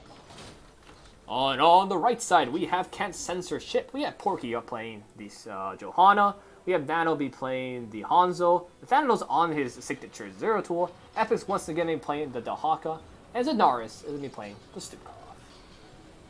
Now you see this cheeky bottom push here. So because of the Greymane, you see a lot of tactics where they kind of want to siege this bottom fort right here. 4,300 damage is not a lot if you think about it. So yeah, let's see what happens. Yes, they already instantly start seeing. You see the rotation coming in immediately, but with the traps here, it makes it kind of hard for them to rotate, and they're able to get this fort down. So well done on the macro play. Almost well done. I mean, like, come on, it's like 318 health. We'll take it at this point. That wasn't too bad. Any damage is good damage at this point in time. We'll see the level 1 towns, and oh, here he comes to launch onto Johanna, but with the Iron Skin pop, we make it out relatively alright. So now you see the Nubrak kind of sitting in this spot because they kind of don't want the rotation coming in. You see the Beetle build coming out of Nubrak, and huh? Where did Zul die? Oh, he went. Okay, so I'm sorry, I was so lost. I was like, where the heck did Zul die? So yeah, he got by the 2-1. The 0-2 and the Haka combo seems to be too strong for the Zul. Zul is not very strong when it comes to combats, more or less. So you'll see him soak these lanes really fast because that's what his kit's designed to do. But when he gets caught out like that, it makes it very hard for him to get out. So they're able to kind of capitalize on this weak aspect of Zul. Get some of the early blood. So first blood going over the side of Can't Censor Ship. Now we see the camps being taken from both sides. Now, Alterac has a very interesting camp where you can kind of get 2 camps going before the objective. So if you get it on the 1 minute mark, you will be able to get it once again with the objective spawn. So that is a lot of pressure in the mid lane, which gives you a lot of time to buy for the objective. You see Maka doing his best to siege it. So once again, Greymane be a very good siege damage DPS. Do a lot of damage, and that's what his kit's kind of meant to do. See the Brightwing kind of teleport up here. I'm not sure what's the point of the teleport. I guess they want to keep sieging. But they don't have the camp here. I guess it makes sense for them to teleport. Sure, why not? Just keep sieging this right now. I mean, you see the traps kind of spotted out Hanzo there, so we'll see that picked up. So this fort also barely lives to sub 500 health. So you already see the structural advantage with the Greymane pick. Maka is doing a great job on this Greymane. And now we kind of have this downtime where there isn't too much to say. I don't really know what Xenar is going on. Once again, the Zul goes down. And because, once again, the 0-2 Dahaki combo is so lethal when it comes to rotating for the Zul, once again, they really capitalize on this Zul pick. And very, very well done by Can't Censor Ship. You see their momentum from the last game is showing in game number 3. And GG Toadai is starting to falter, ladies and gentlemen, because they have lost their first map of the season. Their mental is definitely not as strong as when they started this series tonight. Now, once again, you see the camps are up, so even though objectives are up, it's very hard to capture these objectives. You see Vince doing his best. Wow, Vince is going to get a cap off. The Beetle's buying a lot of time, and that's a very good take from Vince. Buy himself about 5 to 10 seconds. I mean, he's not going to definitely finish capturing, so yeah, he's going to get one more stun off. Doesn't hit the Hanzo, so, but 7 seconds is not a bad time. We will take 7 seconds as they approach level 7. Each second for each level in the game. Zul is once again going back to double soaking. You see Zeratul in the mid lane now, so Zul can kind of safely rotate without any harassment from the Zeratul. And once again, with the Dahaka burrow advantage, he can definitely get into his lane back faster. We'll see the blue side siege going down. To see, oh, Epic's in a cheeky spot here. Let's see if he's able to get a pick off. Here he goes. The tongue is up and ready to go. Is it onto the Zul? And yes, it is. But the beautiful root coming from the Junkrat trap means that he's not able to get Zul into a more dislocated place. And we'll see a little skirmishes from Vince 30K and Thanatos. Zukov's going to get rooted by the Zul. but he's going to be just fine as well.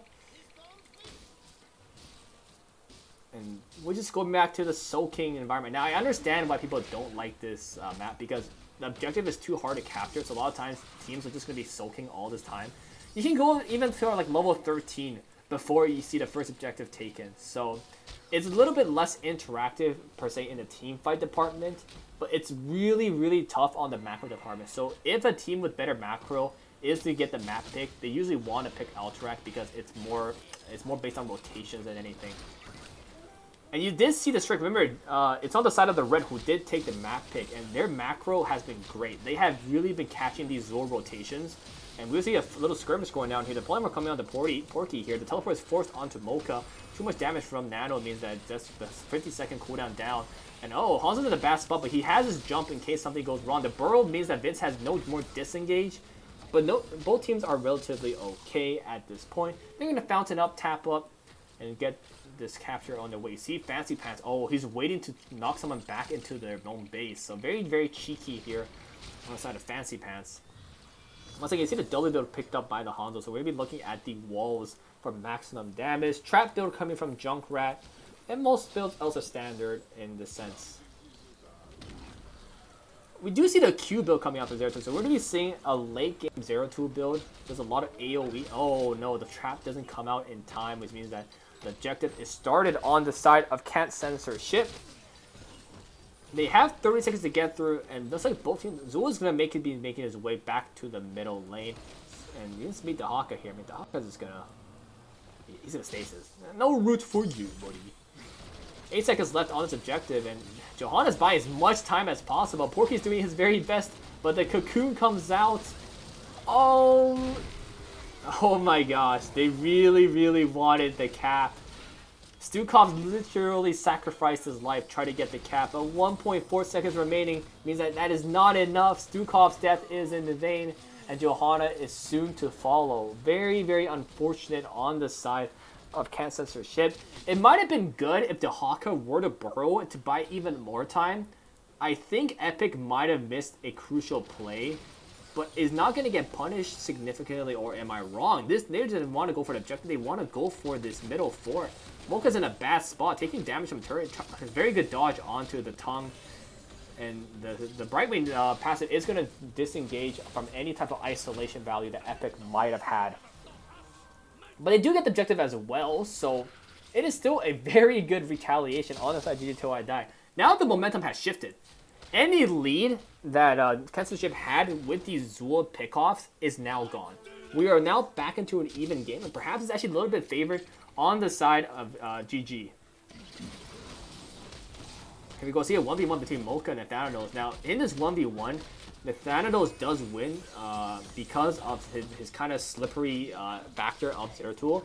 But once he hits a level 20, he definitely starts to hard win in a Zero and Greymane 1v1 because he has the healing on his Q.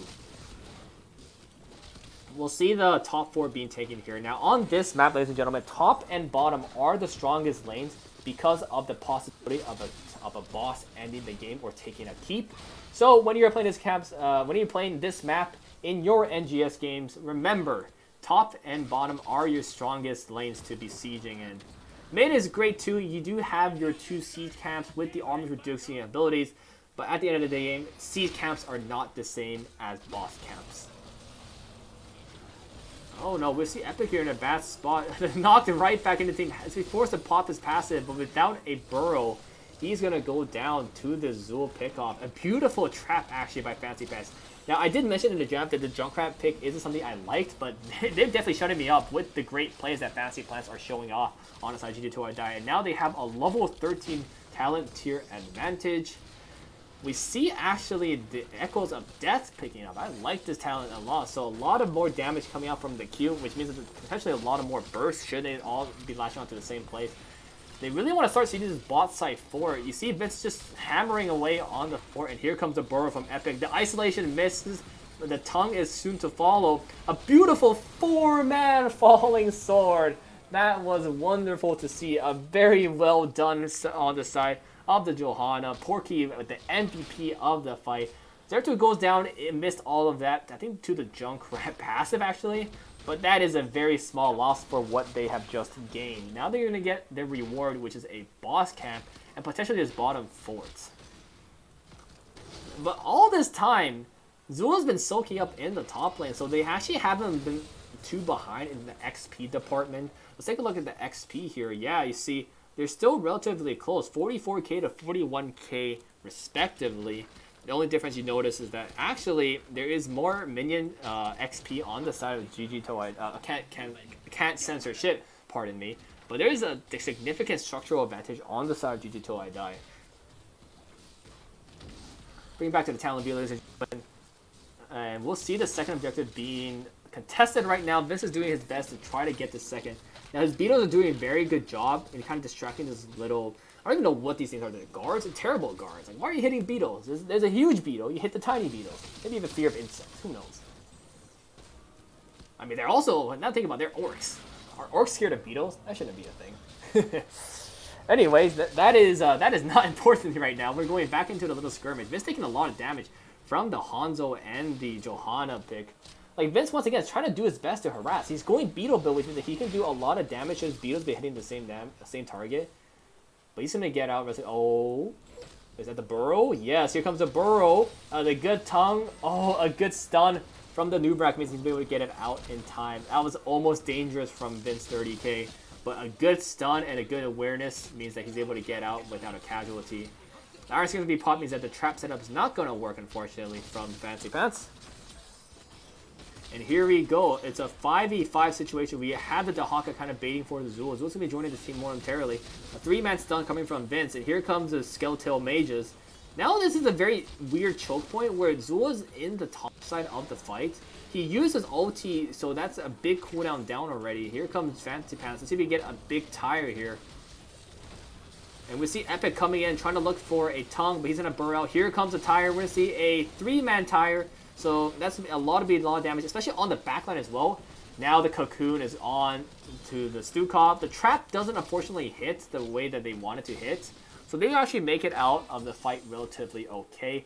All 5 members both teams are going to be making it out alive. But that tire was the key factor of the fight, knocking down both the Hanzo, Zeratul, and Stukov to about 2/3 of their health. Means that they're instantly at a disadvantage. And once they hit level 20, that is to be instantly reduced with the cooldown reduction ult upgrade. Once again, the objective is captured on the side of GG Toei Dai. Here comes the Zeratul, kind of doing a lot of damage. You see a lot of damage being taken in. Kind of works back onto the trap. I mean, sure, Nathaniels. You have your good moments, you also have your bad moments as well. There's only 4 seconds left on the capture time for can't censor ship, so they're really going to be trying to forcing this objective here on the side of the blue. And here's Zanara doing his best to cap, with number to get in, and Nathaniel's doing his in to weave in and out, do a lot of damage with his Q. But you gotta be a bit careful here. Here you go. Well, Anuvrak, you tried your best, but none of your team was there to help you. The Dragon's Arrow missing, unfortunately, from the Hanzo means that there's not going to be a follow-up onto the Greymane. Here comes the Tire once again. He's going to get a little bit of damage on the Hanzo, but not enough to really force him off the objective. So that means that, oh, look at this Porky and Nathaniels. Here we go. This is a very bad place for you to be. A beautiful 2-man VP. Oh, Mocha doing a lot of work here with this go for the throw. Gets a lot of value, and this has been completely reversed. Oh no, how much things can go wrong on the side of Can't Censor Ship. It was a good idea, and I liked what they were doing, but they once again didn't respect the Greymane. And there comes to be a time when you have to respect how much damage a Greymane can deal. Especially even though you are a Zeratul, you've just used a Void Prison, which means that there's no other way for you to effectively stop a Greymane. And he's going to go down, unfortunately.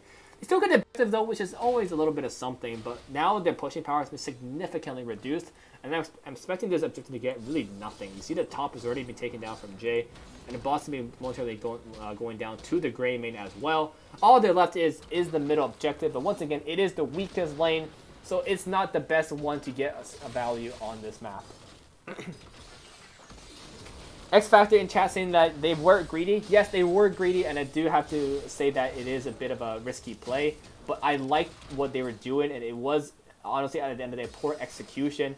I think if they were able to kind of coordinate the VP and kind of position the Zeratul better, it would have gone differently for sure. But it is what it is. Sometimes you make plays that work, Sometimes they kind of fail unsuspectfully, but that is the point of this game, ladies and gentlemen. We're not perfect at Heroes of the Storm. These mistakes are made even by pros. You see the top scrimmage here. Once again, Vince and Porky really just kind of skirmish it out. It forces the Vince to kind of burrow away, noticing there's 4 members up there, while there's only 3. The Hawk is going back to his double soaking duties, and so is Zool. Zool is going to be probably going back to the bot lane to clear this camp. He's going to be rotating safely. Oh, he's going to be rotating. Oh, yes, they're starting the boss, ladies and gentlemen. What is the response? So they're going to get this camp up, but is it going to be too late? They see the camp being taken, means that they know they're not all 5 members up here as the moment yet. The mages come down, but Porky's buying so much time and space. He's able to kind of stop him from doing the boss. The boss is still hitting everyone. The Porky is going to take a lot of damage from the thing. And here it comes the Grey Mage burst damage onto the Haka. The Cocoon going down onto the Hanzo, but Porky has no iron skin. He's going to go down as well. Zanaris is too late with his failing swipe, and Hanzo's definitely going to go down at this point. So a 3-4-0 on the side of GG Till I Die. Once again, noticing that because the cap was just taken, it is not a full squad of 5 yet, and they kind of capitalize with their poke damage. Especially with the Junkrat Tower setting up Johanna to be significantly low. That kind of sets up for the success afterwards, and the Haka getting blown up by the Greymane. And once again, the Mocha is really shining on this Greymane pick. I mean, he's really had these times when he's able to get a lot of damage, a lot of significant kills. It really turns away the fight. Now, because it's Alterac, 1 keep usually is not enough to end the game. So they're just going to take this 1 keep and back off, kind of respecting this and kind of working on this objective. Now with level 20s effect, let's take a look at the level 20s. All level 20s are standards on the side of GG Till I Die. There isn't too much to say. As I said, the cooldown reduction on the Junkrat Tire is going to be so big if he is able to get 3 players on the side of Censor ship to be hit with the big old tire. And rewind, of course, means that extra CC can be coming out from Vince 30k. And now 20s are picked up on the side of Censor's ship as well. You see the Falling Sword upgrade instead of Indestructible from Johanna. Bit of an interesting one, but everything else is relatively equal and normal. The boss pickup is big though, which means that they're going to have to deal with this boss. And there's no keep in the top lane. They have to force something. Here we go. Porky's going to be trying to force something onto Fancy Pants. She's going to try to launch away, but the 0-2 damage is so much. The Dragon's Arrow comes in and buys time, buys CC. And yeah, the Brightwing and the Junkrat goes down. So you saw the Junkrat trying to get away with his trap. And bye-bye, Jay as well. Newback's probably going to be okay. Yes. So a very good lockdown. You saw the Junkrat put down his trap to try to get out, but was not able to proc it because he was silenced by Stukov, which is very well done on the side of Zanaris. Kind of MVP of that fight really to Zanaris for getting the first pick onto Junkrat. Should he have not have been a hard CC like a silence, he would have been able to pop his trap and yoink himself away under his tower in safety.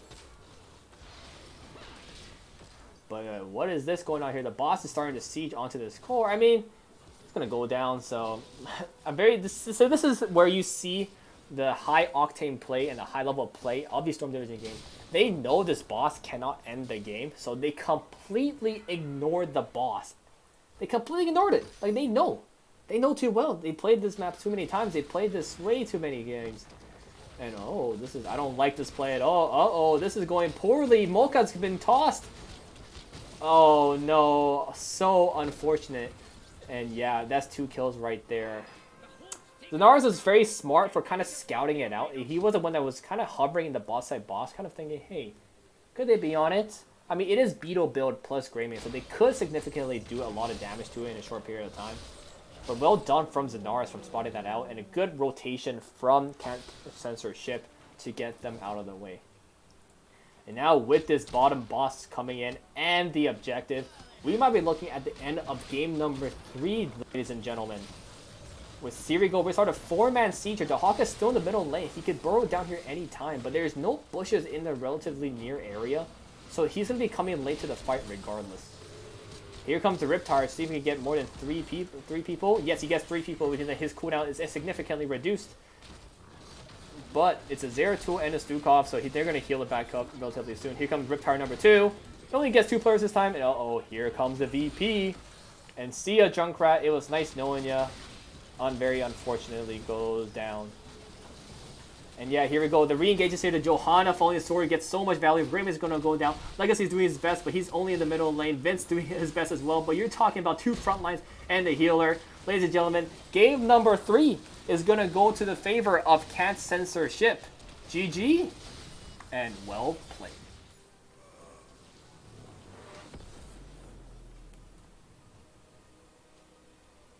A very back and forth game, I would say, for game number 3. So it was fairly entertaining for both sides. And hold on, let me make sure the audio works.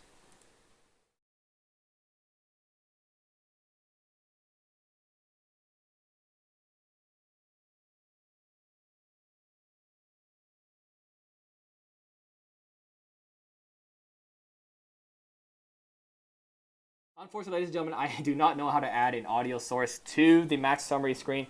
So unfortunately, I won't be able to show you what the stats are going to be, but I can kind of read it out for you to kind of notice the main parts of the game.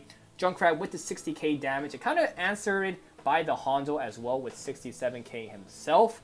The 0-2 didn't get enough time to kind of pop off, so he's kind of only at 40k right now. But he was also a really big factor in these VPs. You notice at the very end, getting the solo VP on the Junkrat means that he's able to get an easy pick on the Maniac himself.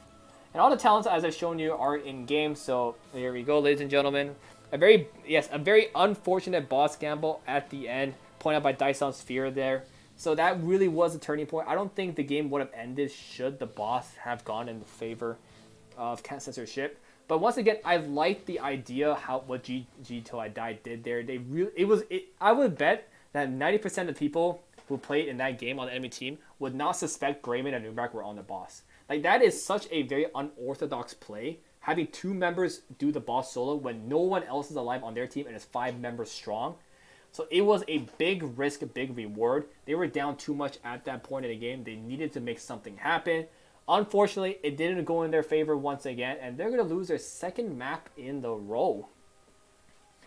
Wow, so this series has been very, very interesting. Kind of going against my predictions and the standards of this game.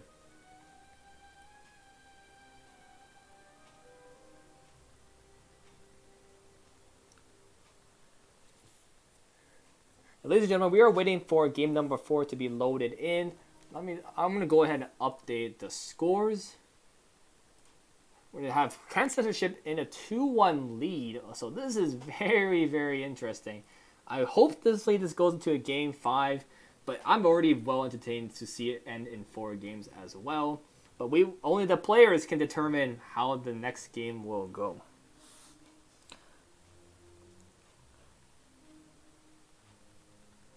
And as always, ladies and gentlemen, if you are enjoying the NGS content, feel free to leave a follow to the Nexus Gaming Series channel. It kind of supports the overall community as well. And all you got to do is just press a little heart. And as always, if you do not want it, you can always change your mind later.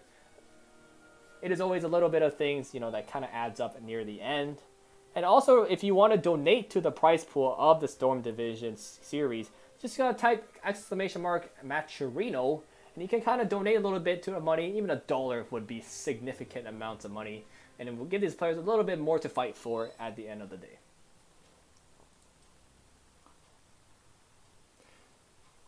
Oh, ladies and gentlemen, if you did not like Alterac, well, I have some very unfortunate news for you.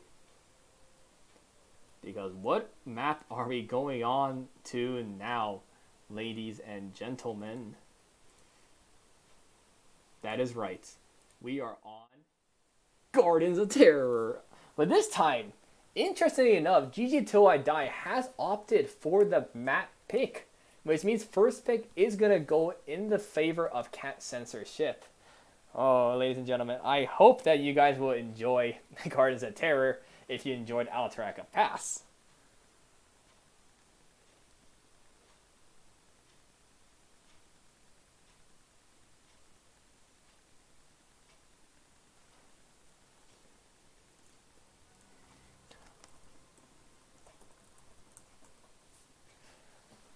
Are you guys a fan of Gardens of Terror? I didn't like the old Gardens of Terror. That was when I played the most in Heroes of the Storm, when there was kind of like a farming simulator. You're playing Stardew Valley, or you're playing farming simulator, collecting some seeds here and there. I'm not a fan of that mechanic, but the new revamped Garden Terror is a little bit better. Of course, it's not the perfect map. I actually like this map a bit less than most of the other ones. But every man could have their own opinion. There's nothing wrong to it at the end of the day.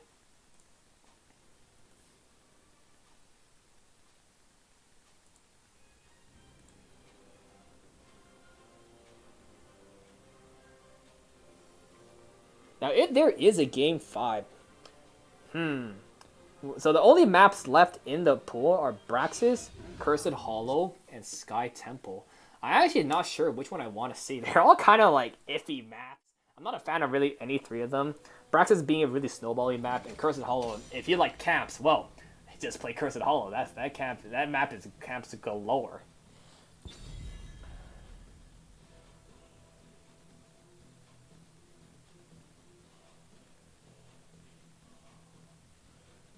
That's a Saphir saying that looking this GG wanted the Stu Cop, but ended up giving because they wanted the Brightwing Poly on Zeratul. And yes, that is true. You wanted to kind of harass the Zeratul as much as they're harassing you. If they do land the Polymorph, they could try to chain CC the Zeratul and kind of lock him down. But it really wasn't a big factor because usually Zeratul goes in so fast, pops his Void Prison.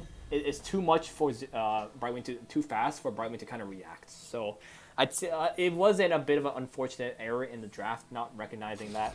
But enough of the last game. Now we're focusing on this game. We'll see the Vikings and the Anubrak band and the Junkrat band coming out on the side of GG Till I Die. And Stitch is coming out here. So once again, I mentioned all these bands before. I kind of talked about all these heroes and why they are banned. So there are the reason for these bans kind of move over to the next maps. And whoa, we have a disconnect, ladies and gentlemen. That is a bit unfortunate. We're going to have to pop it back to the caster view. Oh, so they got the pack. Oh, they got the picks wrong. Oh, so my apologies. So it seems like the people also messed up the picks. It's actually GG2 that has the first pick. So it is actually can't censor ship that actually had the map pick advantage.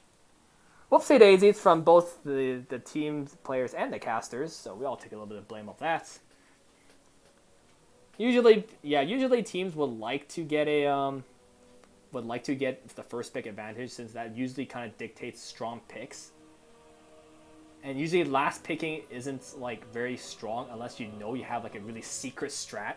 Maybe you have like a Probius pick, or maybe you have a Valera pick. You know, you want to get to the very end to really surprise them. But yeah, first pick is generally what you want to do if you have the opportunity to pick.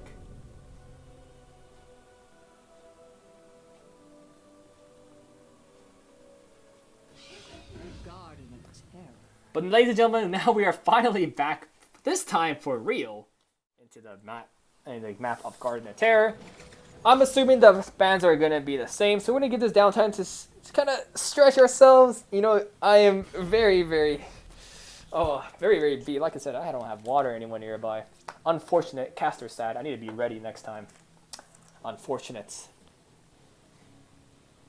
Well, looks like the bands are not the same. Oh, so I guess there's a gentleman's agreement to kind of redo the draft entirely. Because now with the first pick advantage on the side of GG Till I Die, their entire strategy might change. But it looks like, yeah, still the same bands here. We'll see the Junkrat being knocked out. And I'm assuming we'll see the Vikings. Yep, the Vikings are going to be popped out as well. Followed by, I think it was, I don't remember, it's not that great either. Was it Nubrak? I think it was a Nubrak. Damn, I actually don't remember. I know one of them was Stitches. I think it was the other team that banned Stitches. I think it was Can't Censor Ship that banned it. It was a Stu Cop ban? Was there a Stu Cop ban? Oh man, even though it was just like a minute ago, I can't really remember. Like, a Nubrak ban.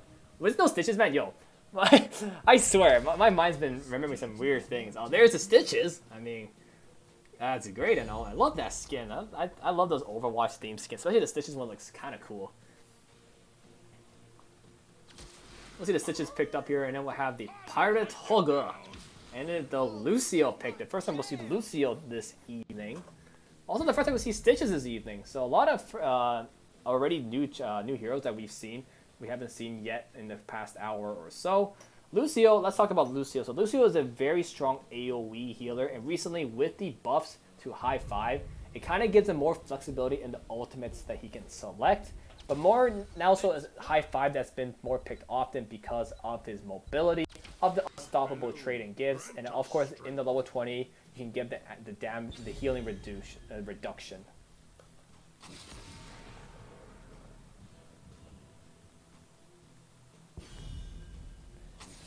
Oh, do I have the logos messed up? Oh, that sucks. Okay, I will change that when the draft is over. Man, I forgot about that too. Why didn't chat tell me?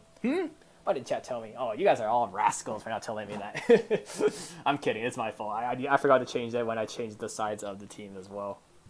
I'll get that fixed up momentarily. And Big D's Modi, it was the Roadhog Stitches skin, which is I like a lot. The Zero Tool and the Sylvanas bands, of course, the Respect band coming onto the Zero Tool and the Sylvanas band is great. And we'll see the Greymane and Garrosh. Wow. Garrosh has kind of fallen out of the meta because you kind of want to opt for more aggressive tanks like the Anubrak, like the Johanna, you know, stuff like that. So I like to see the Garrosh pick. Now, this is a very unorthodox draft on the side of Censor shit. It's kind of, for me, it's really hard to kind of see what their comp is trying to do. Like, there's really no follow-up besides Greymane on the Garrosh talk. You're talking about a Hogger and a Lucio. That's not a great follow-up. So I'm a bit lost on the draft that can't censor ship. We'll see the Vala and Leoric coming out. Vala being a high damage dealer. And of course, Leoric does a lot of sucky power onto the Garrosh and Hogger. So I like the pickup of the Leoric here. Also sets up for a Gust and Entomb combo. So that's always really terrifying if you get caught in that. But what is the last pick going to be? I'm thinking it's going to be a... I don't really have time to think, so I won't make a prediction. Ah, now I see their team comp. So this is the advantage of the last pick as well. You kind of get this little cheeky little pick Avatar here. I definitely did not expect the Avatar pick, but now I've finally seen the pick. It is a very, very good selection from Nano. So very well done on the draft from Censor to kind of make it like a really odd draft and then make it so pristine with the Avatar pickup. But now, ladies and gentlemen, I'll take it to the cast review, and of course, I'll change the logos. We don't want the wrong logos on every team. So GG Toei Dai will get their respective logo. Man, I messed up a lot today. Let's see, what happened? So my audio didn't work on the match summary screen, and then I messed up the team names and the team logos on the wrong end, and I only changed the team names afterwards. Yikesy dikesy, that is not very good for me. Hopefully you guys can forgive me for all my insignificant powers. But now we're getting to game number 4, ladies and gentlemen. On the left, we have the GG Toei Dai. Vince will be playing the Stitches. We have Maka on the Vala. Nice try. Fancy Pants to be on the Falstad. Legacy on the Malfurion as the healer. And Jay is going to be playing the Leoric. And on the side of the right, we have Kent Censor ship. We have Nano be playing the Avatar, Epic will be playing the Hogger, Zenaris on Lucio, Greymane will be played by Nathanatos, and of course Porky, as always, the main tank on the Garrosh. Very good, already a very good macro play coming out from the side of Kansas City ship, respecting the Stitches hook, and they didn't really want to give him any opportunities to kind of lock down a first blood. So they instantly respect that and just avoid the mid lane at all costs. But I think they're giving them too much respect. They're getting a lot of damage onto this middle fort. And here comes the flank from Porky. Here we go. Here's the toss onto Legacy. And Legacy is going to be taken out. So a very good play from Censor ship. And I like the idea of GG Toei Dai saying, hey, if they're going to give us respect, we'll just take the buildings. But then Legacy was pushed up a bit further than what I would have preferred. And then being Garrosh, he just kind of walked up and just tossed them away. Uh-oh, Maka's in a bit of danger, and he's going to go out by the toss. Porky already with 2 high VIP tosses, and this is already going in the favor of Ken's Censor ship. Their momentum is just building up right now. And there seems to be a common theme as well in the past 3 games where the side of CCS get their kills super early, and they kind of already have this XP lead, you notice on the top here, 3-2. So that is actually very, very strange that GG Toei Dai kind of did not notice kind of pattern in their losses. And they kind of, once again, don't get enough respect. And misses the stun onto Vince. But I think that's still enough damage with the good slow from Zenaris.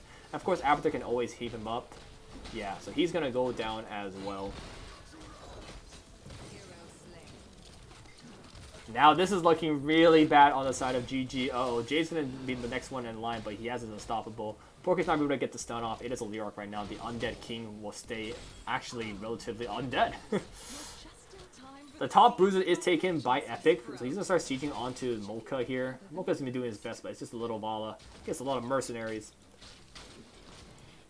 And Grayman's gonna start on this siege camp here. So you already see 1, 2, and 3 camps taken on the side of Censor ship. Also up 3 kills.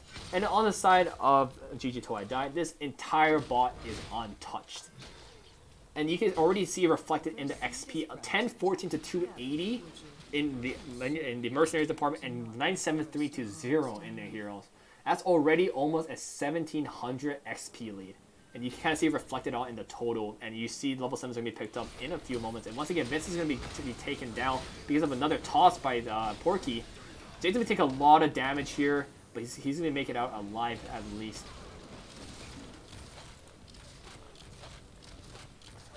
Now we just once again just see nobody kind of going for this. I mean, who cares about the objective? You're not guaranteed any value at the moment. So this is kind of the same theme as Curse and Hollow.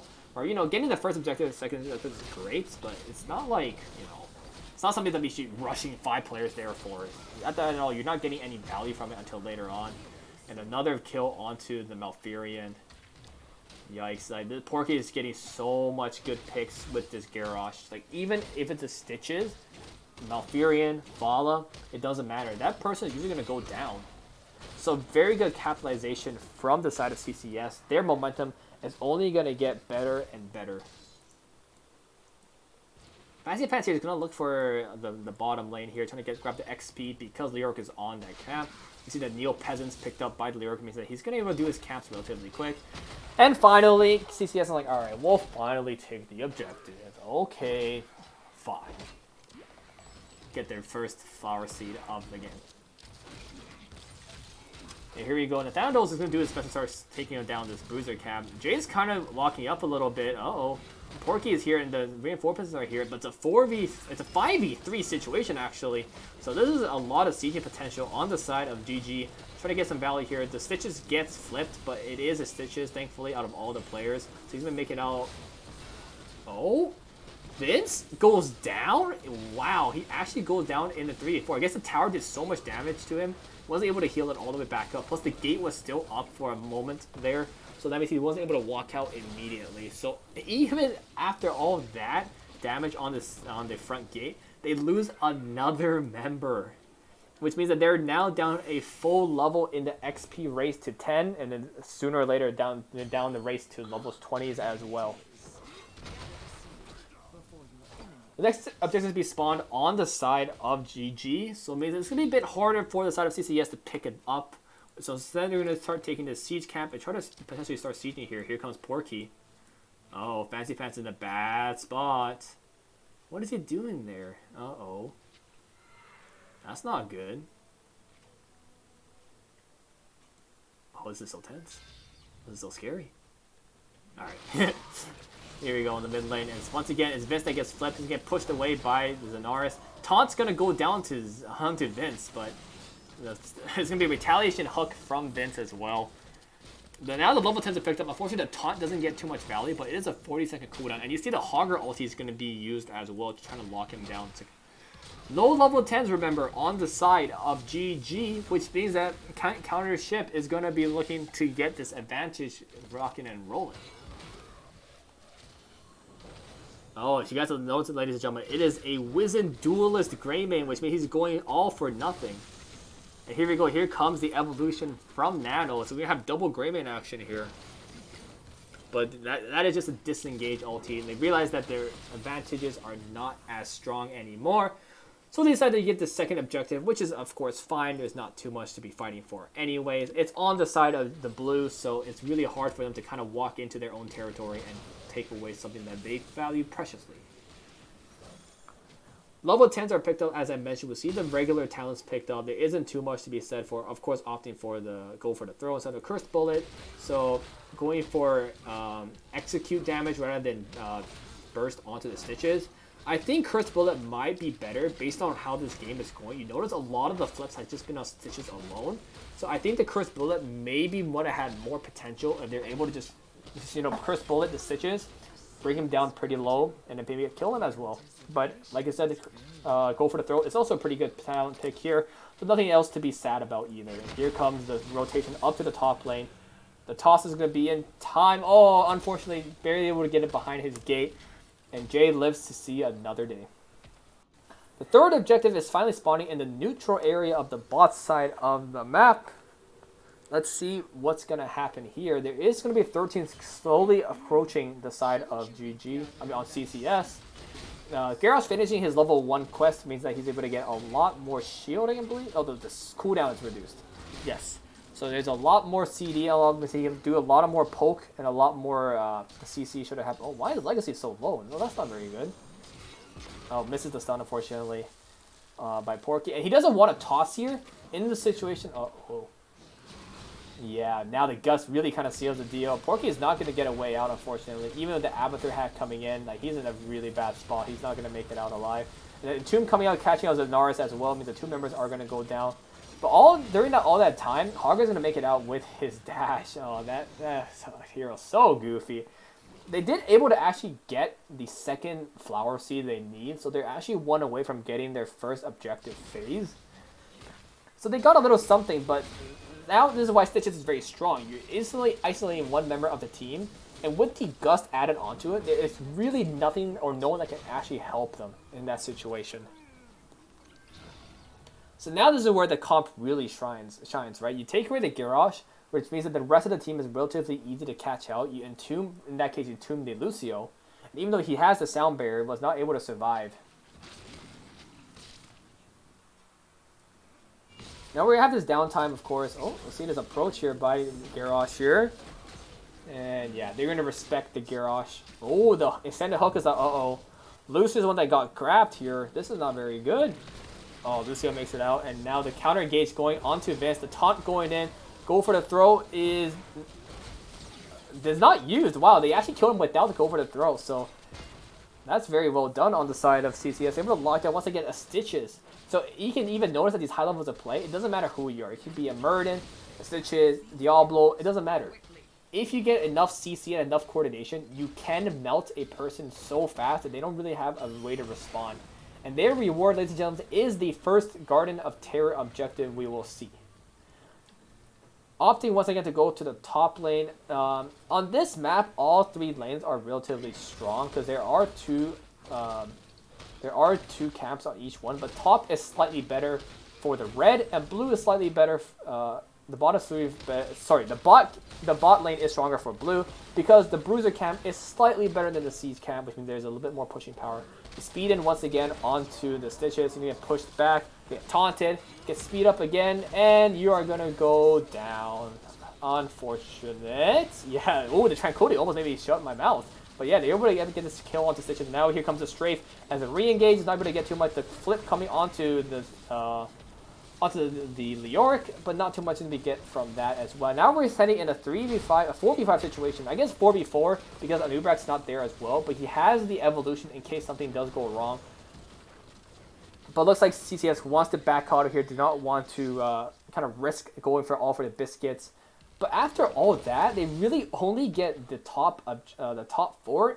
They get a little bit of the middle gate, and of course, they get nothing in the bottom. So actually, not a great objective coming out on the side of CCS. I guess the Falstad rotating to be able to clear both bottom and mid was so pivotal. And even though he rotated late to top, it doesn't matter because he cleared all the threats bottom and mid. So very well done from the Falstad to kind of be aware that, hey, I can deal with this and then fly up top.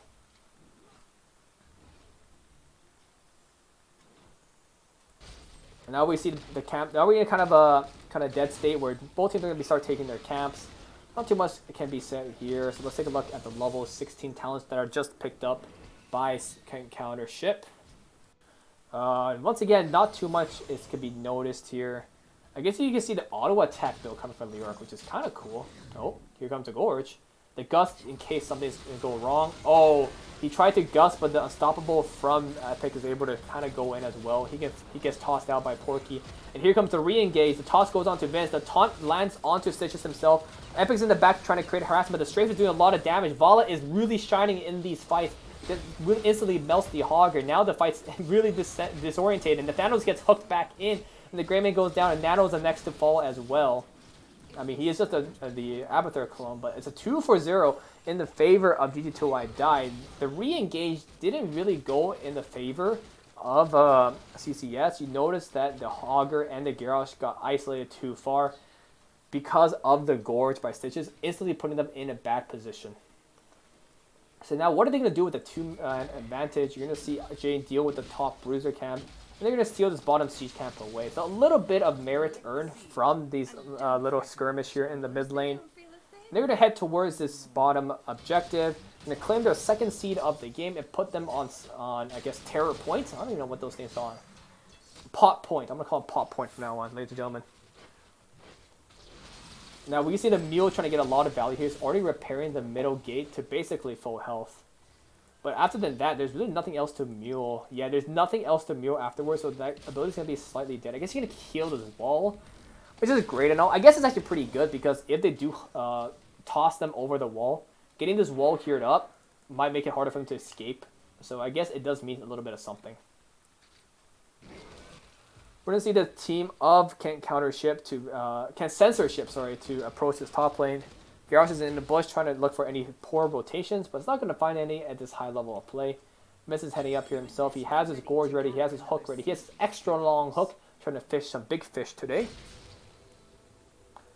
Malfear's going to capture this bottom Bruiser. We're going to have a lot of pressure here in the bot side. We also have this Catapult, which means that there's going to be a lot of pushing power, and can't censorship have to deal with that. And here comes the Gorge. But it's onto the Hogger, which he can hog himself out. Yeah, he can easily get out, and the Sound Bearer plus the toss from the Garrosh means that Epic is going to survive the engage from Stitches. The hook tries to get someone, but doesn't hit anyone, fortunately by Vince. And here we go, 5-on-5 situation, 18 from both teams, and here we go, Lyric gets tossed in, taunted, and here comes the evolution from the Abathur. He's going to be doing it onto the Greymane, doing a lot of damage to Fancy Pants, the Straight coming out, and the Tomb all used. Every single ulti being popped on the side of the blue and red as well, it's only left with the go for the throw. But now with the, oh, this is a bad spell for Nathaniel. He greeted way too much. He went back in all by himself, but his team is nowhere near him. Garrosh is going to be falling as well from the hook. So a very, very, I honestly think it's a brain fart from Nathaniel to just jump all the way into 4 players when nobody was there to help him. He goes down for absolutely 0 cost. And now with the objective pushing and Greymane and Garrosh down, this is looking very dire all of a sudden for censorship. We'll see the bot lane being seized here with the Bruiser advantage, which means the spell armor is going to be helping them take a lot of damage. And this might looking to end the game, ladies and gentlemen. They're positioning to end the game with this push. And yeah, here we go. 5 members plus a bit of the Bruiser camp, and the boss is alive. Hogger doing his best to start running into the back line, and the Tomb goes into the Naris, but nobody's there to really punish the Naris. But that's not what they're focusing for. They're focusing on the core, ladies and gentlemen. 20s are picked up, which means that with 40% left on the core, there's not much left to be said, and the game is going to be ended here and now. GG, and well played.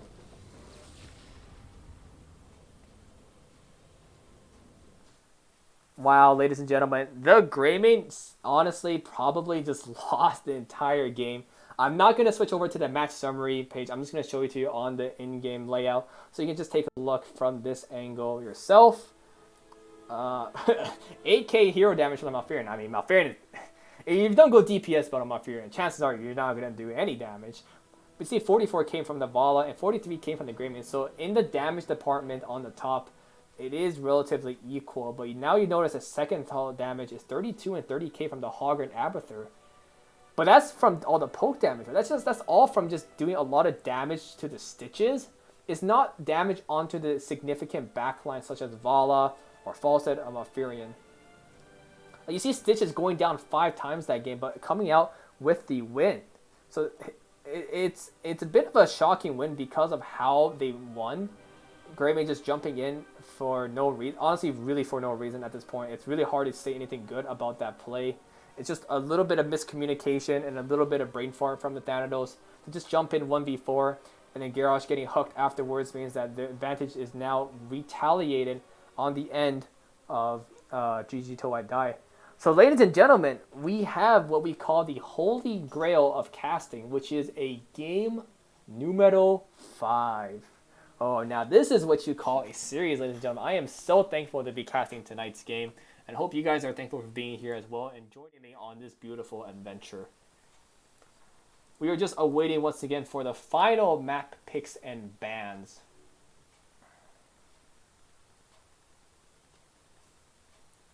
Oh man, this is this is getting really interesting, ladies and gentlemen. I really don't know. It was looking like Ken Censorship wasn't maybe like really in the lead, but they had a small advantage for a majority of the game until the very end. Is probably the only one big downside, and probably the MVP of the match to me was the Falstead, because clearing the objective by himself, essentially he cleared the bottom and the mid objective basically by himself, and that means that their first objective on the side of the red only got one top fort, which is pretty damn big. For be able to capture 3 Cs and getting 1 fort is really detrimental to your advantage in terms of the objective race.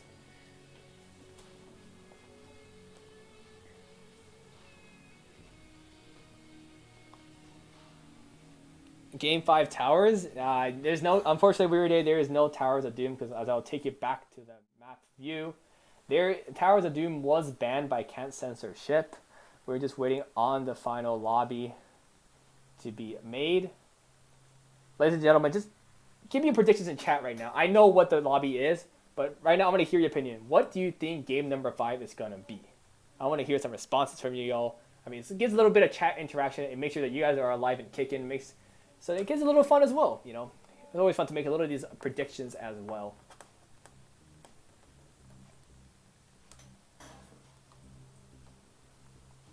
I'll give you a hint. It's the map pick was by GG Till I Die.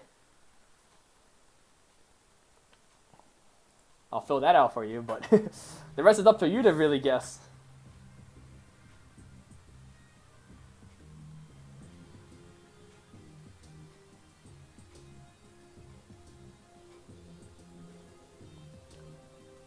We're just waiting for both teams to give us the thumbs up. And I see a cursed Holo prediction. Well, yeah, Weird Day, I did notice that. I did see the wait later on, so my apologies as well. Yeah, they are kind of like meh maps.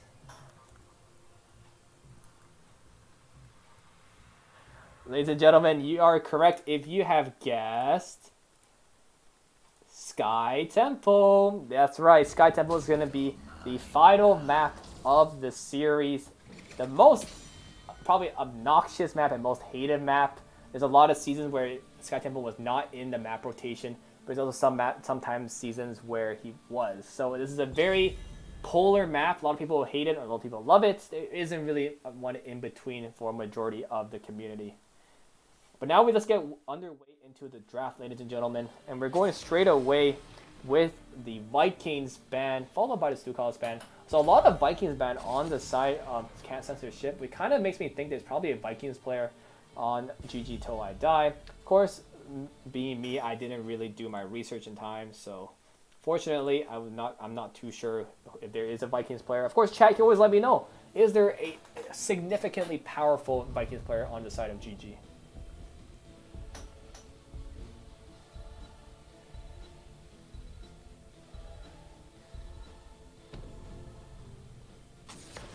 The Dahaka and the Falstad bands coming in. So global heroes taken out. The only one left is the Brightwing. So are we going to see the Brightwing pick up? And yes, Zinara is nabbing basically the only prominent global left in this hero pool.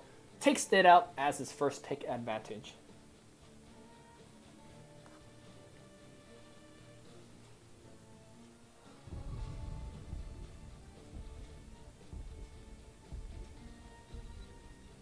I'm I'm not too sure what they want. Probably want to pick the Nubrak again. I think the Nubrak would be very good. But yeah, Hogger is not bad too. Really a hard engage offlaner is really good. And then Tychus coming up is great. You only saw Tychus once this map, which was on the Tomb of the Spider Queen. But there wasn't really a time for the Tychus to shine because of how far they've fallen in the early stages of the game. So bringing the Tychus out again is also... I like the idea of bringing the Tychus back into this draft. We'll see the Sylvanas and the Yrel pickup. So, yeah, Sylvanas we talked about a lot tonight. So let's talk about the Yrel. Yrel is a very, very strong offlaner because of her massive sustain and her CC. Plus, with her Ardent Defender at level 20, she basically has an invulnerable state for a couple of seconds and healing damage dealt to her. So it's a very strong hero. Perhaps the only thing that's not good with Yrel is that her damage output compared to other bruisers aren't as high. But her self-sustain and her CC is very, very strong. That's like why they drafted Yrel in the first place. Also, it could be a counter pick to the Hogger. Unfortunately, I do not play either of the offlaners, so I can't say how the matchup feels. It could also be a matchup thing, but once again, chat, you can let me know if that is the thing.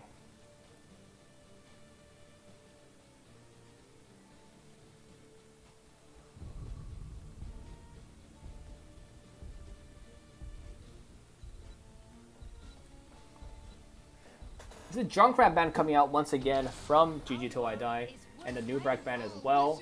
We see the Mei pickup and the Lucio. So once again, the Lucio shows his face in game number 5, this time played by Legacy. And this is the first time this evening we'll be seeing the Mei as well. Mei is a very strong initiation tank. Now, it isn't as strong as the frontline as the Nubrak or the Johanna per se, but she's a very solid one in the terms of she has a lot of self-sustain, and she's great for setups. She has a lot of ways to set up for CC and like isolation and displacement. So I like the Mei, and here we go once again, more first-time heroes tonight. Zeratul once again showing his ugly face, his ugly Protoss face, and kind of once again played by Thanatos. And now we see the ETC. ETC is not a tank that's been prominent in the meta lately. But now we see Porky playing his signature tank. I'm pretty sure this is Porky's best tank. We'll see him play the ETC tonight. And let's add another new guest to the party. Why not? Let's add the hunter himself, Rexar. Now, this is very interesting. If you notice on the side of GG Till I Die, it's a three frontline team comp, plus a Lucio Tychus, whose range really isn't a factor, which means that they're all really dive-heavy heroes. And all 5 of them are dive-heavy on GG Till I Die. So when they start a fight and they go in, you can expect for them to not come out unless one of the teams are defeated. But on the other end of the spectrum, we have Can't Censor Ship with this team comp. Now, this team comp is a bit more on the sustain side. You have Yrel ETC, who have a lot of healing in their natural kit. You also have Brightwing as well as a very prominent AoE healer. Of course, Zeratul's healing comes at level 20, and you just have a lot of good damage coming from Sylvanas. So a very good team comp from both teams here. But let me know in chat, who do you think will game number 5? Who are you cheering on? Who do you think has the better draft? I want to hear your opinions as well. The audience matters to me very much. But while I wait for your responses, ladies and gentlemen, here we go. Game number 5 of tonight's match. Best out of 5, 2-2 in the score. On the left side, we have GG Till I Die. We have Fancy Pants playing the Tychus, Jade will be playing the Hogger, Mocha's going to be playing the Rexar, Legacy on the Lucio, and Mei chilling in the Fountain playing by Vince, sorry. On the side on the right, we have Can't Censor Ship. We have Nano playing the Sylvanas, Porky on his signature ETC, Epic playing the Yrel, the Thanatos on the Zeratul, and Zenaris once again on the Brightwing. It looks like the Mei is still in base. Yeah, finally a pause is going to come through. I was going to say, the Mei is chilling in base for a while. It's a bit too chilly. So we're going to be waiting to see what the pause is about. Yrel into Hogger kind of feels bad. Oh man, that's going to be a rough matchup then, huh? I think Can't Censor GG will win. Yeah, well, I mean, one of those teams have to win.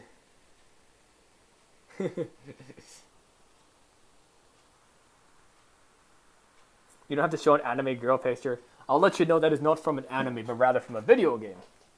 For those of you who have played Genshin Impact, well, you will know who that character is.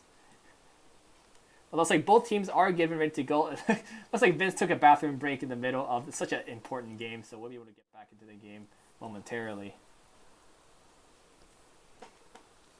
And here we go. The fight for the middle vision begins, and it's instantly won by the side of Censorship. So that was a really quick skirmish for the objective. I guess because Vince really wasn't there, they can't really contest. Not a big problem here.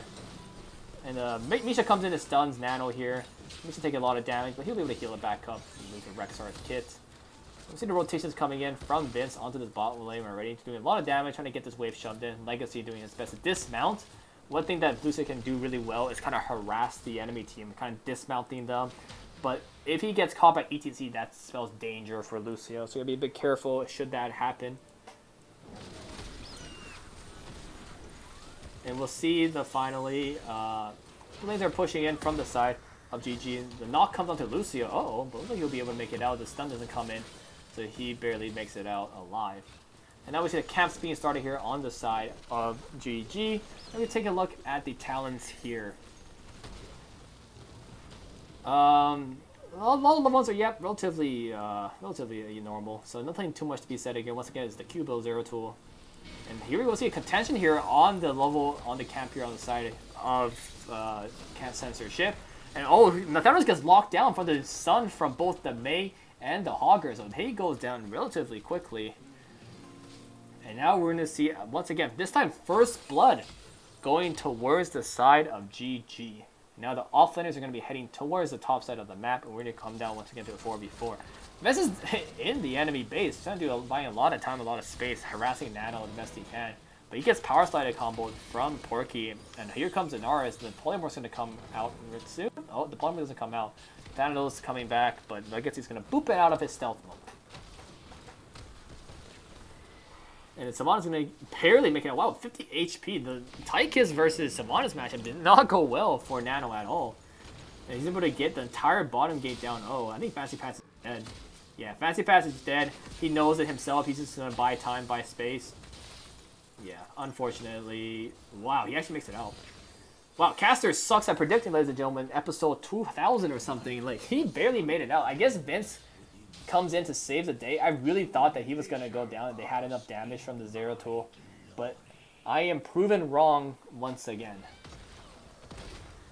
Epic comes in, just trying to buy space for the vision. They really don't get this vision back, but seems like they're going to give it to you. Legacy, you earned it. You get a little bit of vision of the top middle rotation. And you see the Bruiser camp being started here on the side in the red. CCS wants to get that going really soon as well. So I want to talk about this ETC pick, which is actually not a bad pick at all, because he's actually one of the less health tanks there is.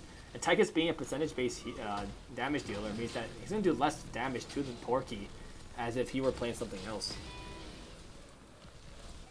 Booster Camp is going to take a little bit of damage on the gate here on the top side, and both objectives are being capped in the side of the blue. Of course, Rexar doing a lot to harass Azurel, preventing her from capping any of this top point here. And level 7s are picked up on the side of the blue. Here we go. It's a 3v2 here. Now it's a 3v3.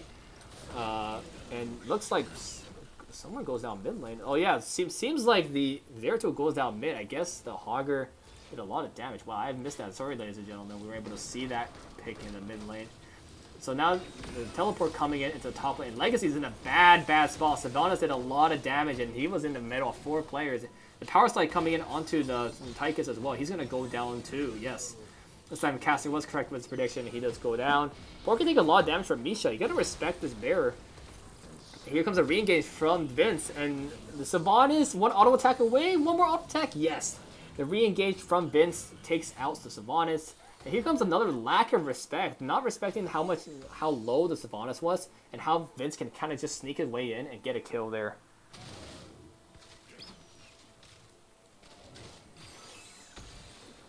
And here we go, we're going back to this boss side camp. We see JB going to start picking up on the siege camp here. Like I see, Fancy Pants here to join them, to take this camp out as fast as possible. Perhaps rotate to the other camp. It looks like that's what they're going to plan on doing. Yes, that's what they're planning on doing. And Thanos is going to start it. Uh-oh. He's by himself here, but the snowball misses from Vince. But now it's a 3v3 situation. Oh, we see the Thanos going all the way and teleport coming from Brightwing. But it's all Uriel alone on the point. The camp is still not captured. It's finally captured here. Porky finally power slides himself in. But the damage on Zanaris is significantly high, and he gets chased down by Lucio. Vince is still alive, and the middle fort goes down and all of that. And level 10s are picked up on the side of GG. And yes, Brightwing is able to be taken out as well, along with the Sylvanas.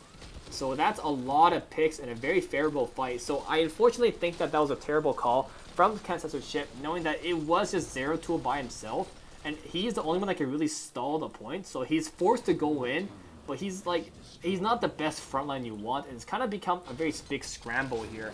And now with level 10s picked up, Odin is popped. 2 siege caps are going to start harassing this front gate.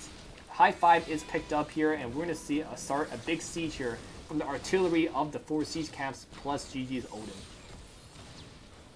Gets a little bit of damage on the front gate, so that's quite a bit considering that they only have 4 camps, and it was a full defense basically from the bot side. And here we go, watching like in the mid lane. Oh, Nathaniel's is in. No, it'll be fine. And we see level 10s picked up. You notice that Sylvanas is kind of holding on to her heroic, trying to keep it as see if she wants mind control or the wailing arrow. Everything else is standard here for both teams. They decide to go for the mind control. Vince is caught out here, and the mind control pulls him out of space, and the ice wall coming in. But he's probably dead meat right now. Yeah, he's in a really bad spot. Ardent Defender forced out from Epic means that it is not a free trade. It is forced to use a 2-minute cooldown. But they do get the bottom objective. It looks like they're going to get this one up. You see Hogger heading back to the top side, kind of soaking this wave. You know that you're down your main tank. At this rate, there really isn't any room for another re-engage. So we just take the loss. It happens. We'll give them the objective, and we'll go back to soaking. See, the Sonaris here soloing the objective. Wow. This is very, very risky. Very, very risky, and he barely makes it out. Should they have ever scouted Zenaris, I think it's going to have gone terribly. But I think they called the bluff, and CCS like, you're not going to check us. There's no way. And then, yeah, Brightwing barely makes it out with a little bit of health remaining. Vince trying to harass Porky, but Porky has his power slide up, which means he's going to make it out even if they try to engage onto this ETC. We still have the mosh pit up for Porky, so he can look for a big engage. There's a lot of ways to CC and knock him out. There's a lot of unstoppables as well on the side of GG, so it's going to be really hard to get a really good, valuable mosh pit. But I bet Porky's going to definitely do his best here.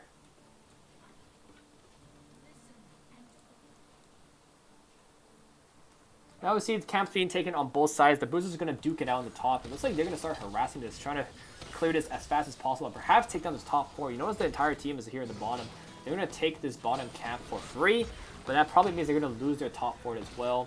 So a little exchange for in terms of objectives here. Well, I'm going to keep chasing. Epic's just swinging his hammer, getting ready. Oh, here comes Rexar and Lucio here. Oh, Epic's in a really bad spot. He doesn't have Art of Defender yet. You gotta be a bit careful.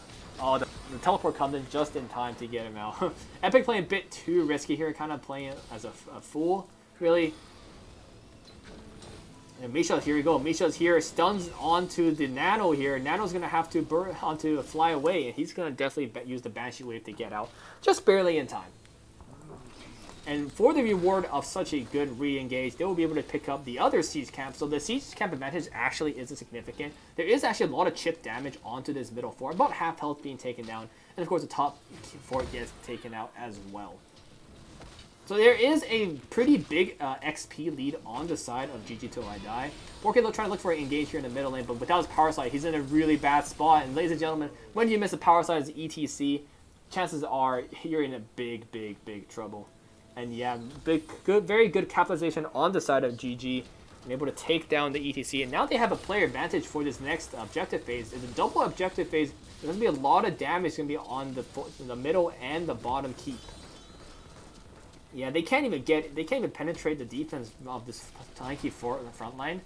Right, remember, you're playing 3 front lines. You're playing Rexar, Hogger, and May. That's a lot of front line. Plus, you're playing the Lucio and the Tychus. So anytime you overstep, it's going to be really, really risky, and chances are you're going to get jumped on. And yeah, this bottom keep's definitely going to go down. So already a keep advantage 10 minutes in the game is really big. on the side of GG, and you're down level 16s now. So now Censorship is kind of starting losing his foothold of the game. Oh, here we go. The re-engage onto the ETC. His mosh pit is still up, and he just uses blast and blast everyone away, and everybody disengages relatively smoothly. Oh no, the ice wall catches ETC when he was mounting. He's gonna get stunned by this. Oh, he doesn't get stunned actually. He barely gets out with his power slide. A big stun by Misha, and the VP is not in time. Both ETC and Sylvanas goes down. The re-engage is going to be going under tower onto this Nathanatos, who doesn't have any mana to use Blink, and he's going to go down as well. And we see a middle of keep being taken down. We have 3 members down on the end of Censorship, and they're looking to end the game, looks like. You have about 15 seconds until the next person comes out alive, but you don't have a lot of sieging power, so you have to look for picks onto this Ardent Censored Rel, back to full health, and of course, Brightwing doing his best. But you don't have a lot of sieging power. I don't like this end call here. You don't have any DPS that can really siege the core. So yeah, the Nexus is going to stay relatively okay here. And uh-oh, Vince is in a bad spot. Here comes the mosh pit. Oh, knocks him away out of the mind control. Doesn't matter though. Knocked away from Uriel means that Vince is still going to go down. So yeah, it wasn't a good end call because you don't have enough siege damage on your team. 3 front lines does not equate to high octane siege damage. So they realize it a bit too late, and they're going to lose Vince because of that. And so they're going to start this, the boss here. Once again, Mosh Pit has yet to be used this game, so Porky's been holding on to that until the very crucial moment.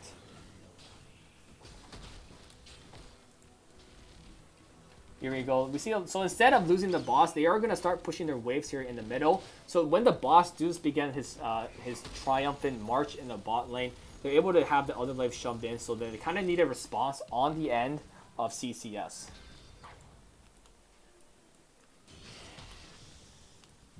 And here we go. We have the boss taking away this bottom 4, and all the teammates of GG is grouped up here in the middle lane. I'm not sure what they want to try to look for. Do they want to give this bottom objective away, or Misha's going to scout out the ETC? So there's not a lot of trickery that can be performed here. Oh, a good boop away. Oh, what a solo performance from Porky. Oh, the mind control lands onto the Tychus. I was so distracted by the solo mosh pit that they did not realize that Tychus goes down. This is very, very interesting. They decided not to defend here. You see there's a little skirmish here in the middle of the Bruiser Camp. Double Bruiser Camp here to top lane means they're probably going to exchange keeps in this scenario. Should nobody go back to defend. And yeah, it looks like they want to kind of disengage now. Porky taking a lot of damage from the keep. It looks like this bottom keep is probably going to go down, so that's probably a guarantee at the moment. Or not. Yeah, looks like the team recalled. A good high 5 means that there's not going to be any more disengage. 2-man ice wall. This is going to be really big if they land a stun onto the Brightwing. Yes, the Brightwing is going to barely come out alive. The mind control onto Vince, but he's able to use his ice wall and get out. The VP is buying a lot of time. Yeah, with Misha and Rex are out of the fight, that VP bought a lot of time and space for the side of CCS. And Misha's going to go down as well. So it is just a 1.5 for 0. Good attempt from Porky to try to catch out the Hugger. But it's a Hugger at the end of the day. He can kind of just dance around for nothing. But yeah, like I mentioned, this top keep is definitely going to go down. You're talking about 2 full health Bruiser Camps. So at the end of the day, once again, GG does get something in return for that boss. But you got a boss, and you got a keep. They didn't get a boss, and they got a keep. Very well done on the side of GG on the macro play, honestly. And Uriel's doing his best to buy a lot of time for his objective, but now there are no keeps in any lane, which means that the core is going to start taking damage. This is where things start to get really scary. Here we go, Porky trying to get in, but he has no stage, he has still no mosh pit. The entire team is disengaged because they don't have 20s yet. They want to wait till the 20s are picked up, and here we go. Level 20s are finally selected on the side of GG, and this is a really bad spot from Censorship. Misha's going to scout out the Porky here in the bush, and yes, he's going to find out. And what is going to go happen out here? Here we go. Porky is going to be out caught in the middle. Jay tries to knock away ETC, but Misha's doing his best to harass. The ice wall goes down onto 2 members. Here comes the stun from the Mei, and here we go. It gets cleansed but he's going to go down. Porky's down to fall. Epic is soon to fall. He does the Artist Censor to buy some time, but the reduced healing is going to be really significant. Legacy almost dies to the Zeratul, but Thanos is going to get stunned. Yeah, he's going to go down to the Ice Field of May, and this is looking really bad. Savannah is trying to buy time with his Haunting Wave. But ladies and gentlemen, this is looking like the game of the best of 5 we're going to see tonight. It goes all the way to game number 5. But at the end of the day, it seems like Censorship did not have enough gas left in the tank. And ladies and gentlemen, with the core starting to be seized, the shield has not popped yet, but it is just poor old Brightwing, a little dragon form. It's not going to do too much. He's going to blink heal away, trying to buy as much time as she can, but he's trying to run away from a Lucio. He can always speed boost and catch up to you, so she's definitely going to go down here. But that's not the main focus, ladies and gentlemen. The core is going down. And with a good old comeback at the end of the day, we're going to see GG Till I Die take game number 5 and win the entire series. GG and well played.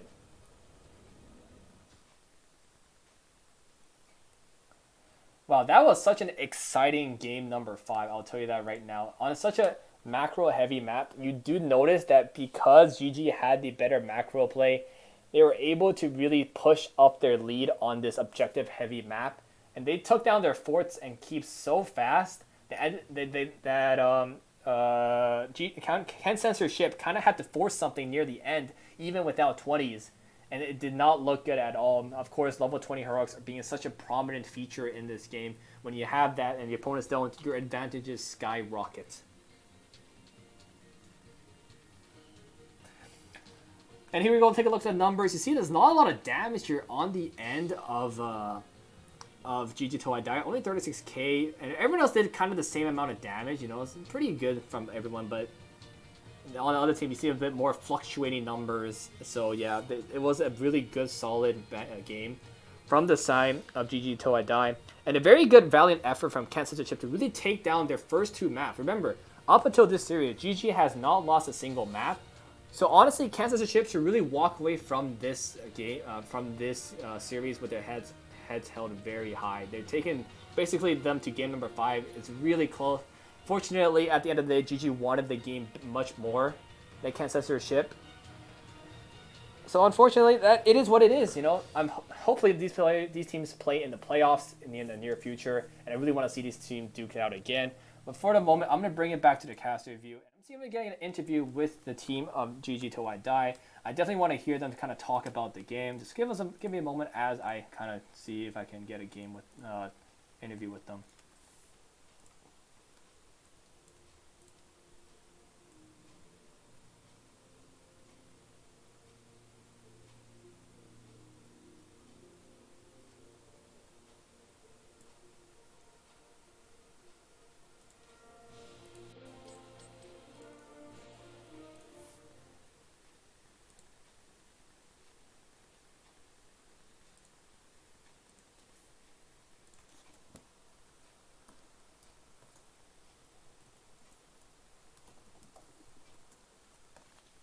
I hope you guys really enjoyed this series as much as I do. Once again, we are just waiting upon an interview option should they select it. Of course, sometimes teams do not opt for an interview, and that's unfortunate, but it is what it is. Hopefully, we will get an interview momentarily. And remember, still by the end of the series, even though GG did lose 2 maps in tonight's matches, they are still undefeated in the bracket. I think the only other team that's undefeated is Heavy Impact, and they have not played yet. So when they are gonna play in the near future, I'm sure that game will be just as exciting as tonight's as well.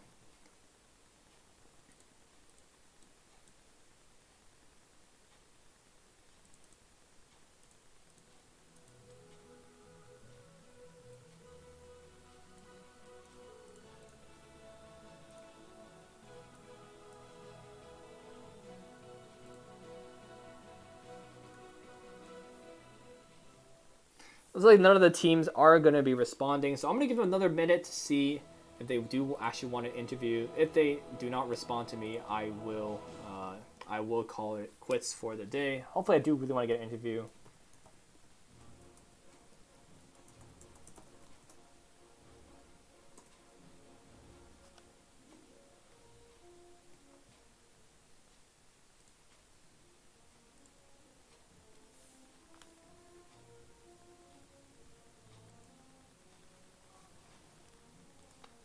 So thankfully we are able to get an interview. So we're gonna hop into the lobby and see when he's gonna join in.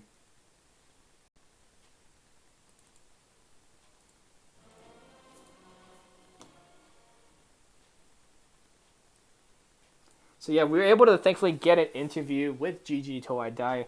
I'm gonna be here with tonight is Legacy, the healer player on the side of GG Toadai. First of all, congratulations on your best of 5 win today. How are you feeling? Thank you. Relieved, I guess, is a good word. I mean, we hadn't dropped a game coming into this, so we felt pretty confident. And I think we 4-0'd them in a block like 2 weeks ago. So I think we came in kind of maybe a little overconfident, and they switched up their roster a little bit and Yeah, came so out swinging. it was definitely a very close series, and it did seem that Censorship really was gonna take the series, but you guys did battle back near the come back to your end. So let's talk about tonight's games specifically. So I want to talk about it more so the picks on the side of Censorship, specifically the Zero Tool.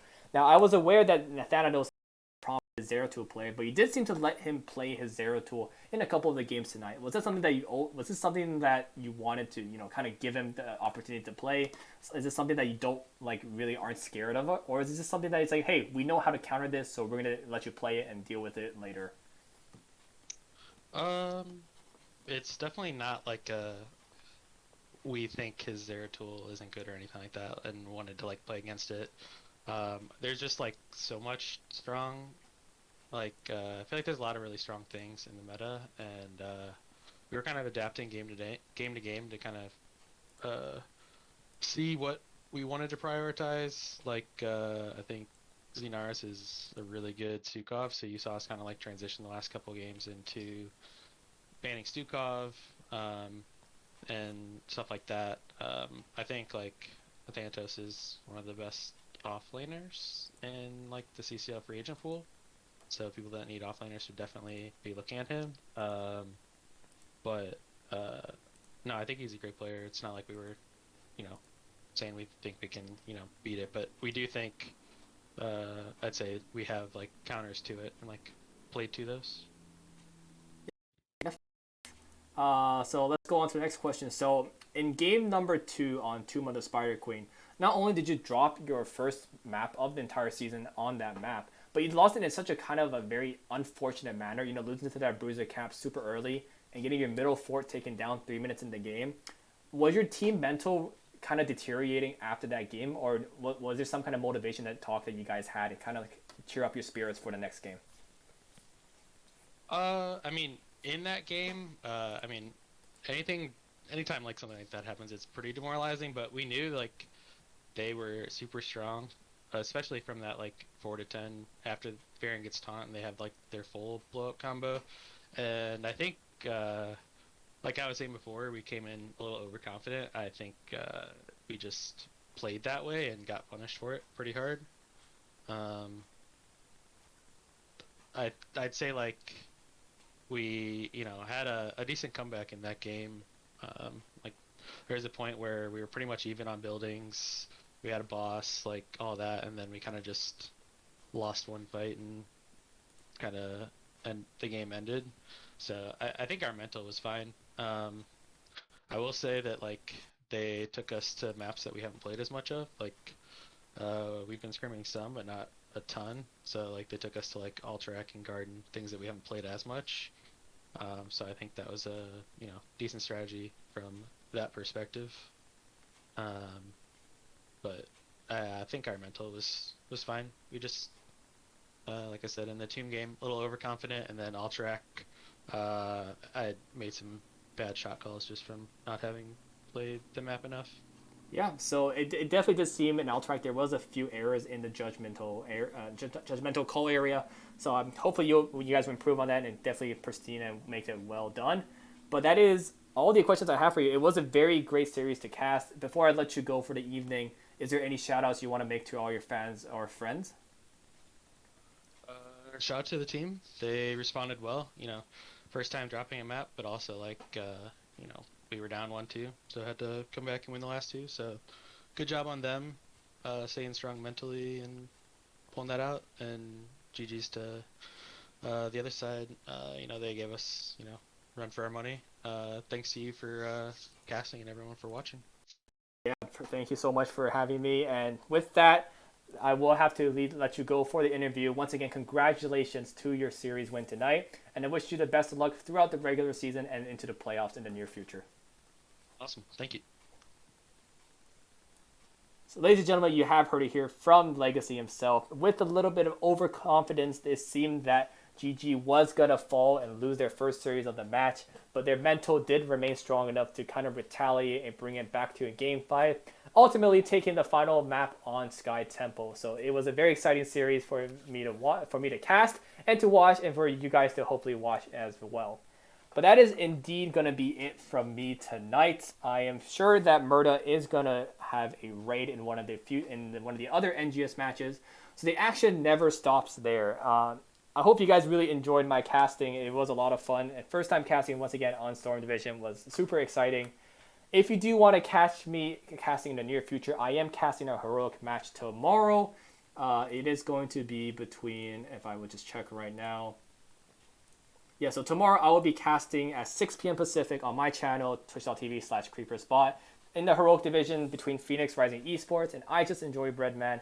If you really enjoyed it, I hope you had a lot of fun. I know there's a little bit of hiccups in production, but that is what it is. But yes, now Murda is going to take it away with the raid. Hopefully you guys once again have a wonderful evening, and until next time, farewell. See you guys later.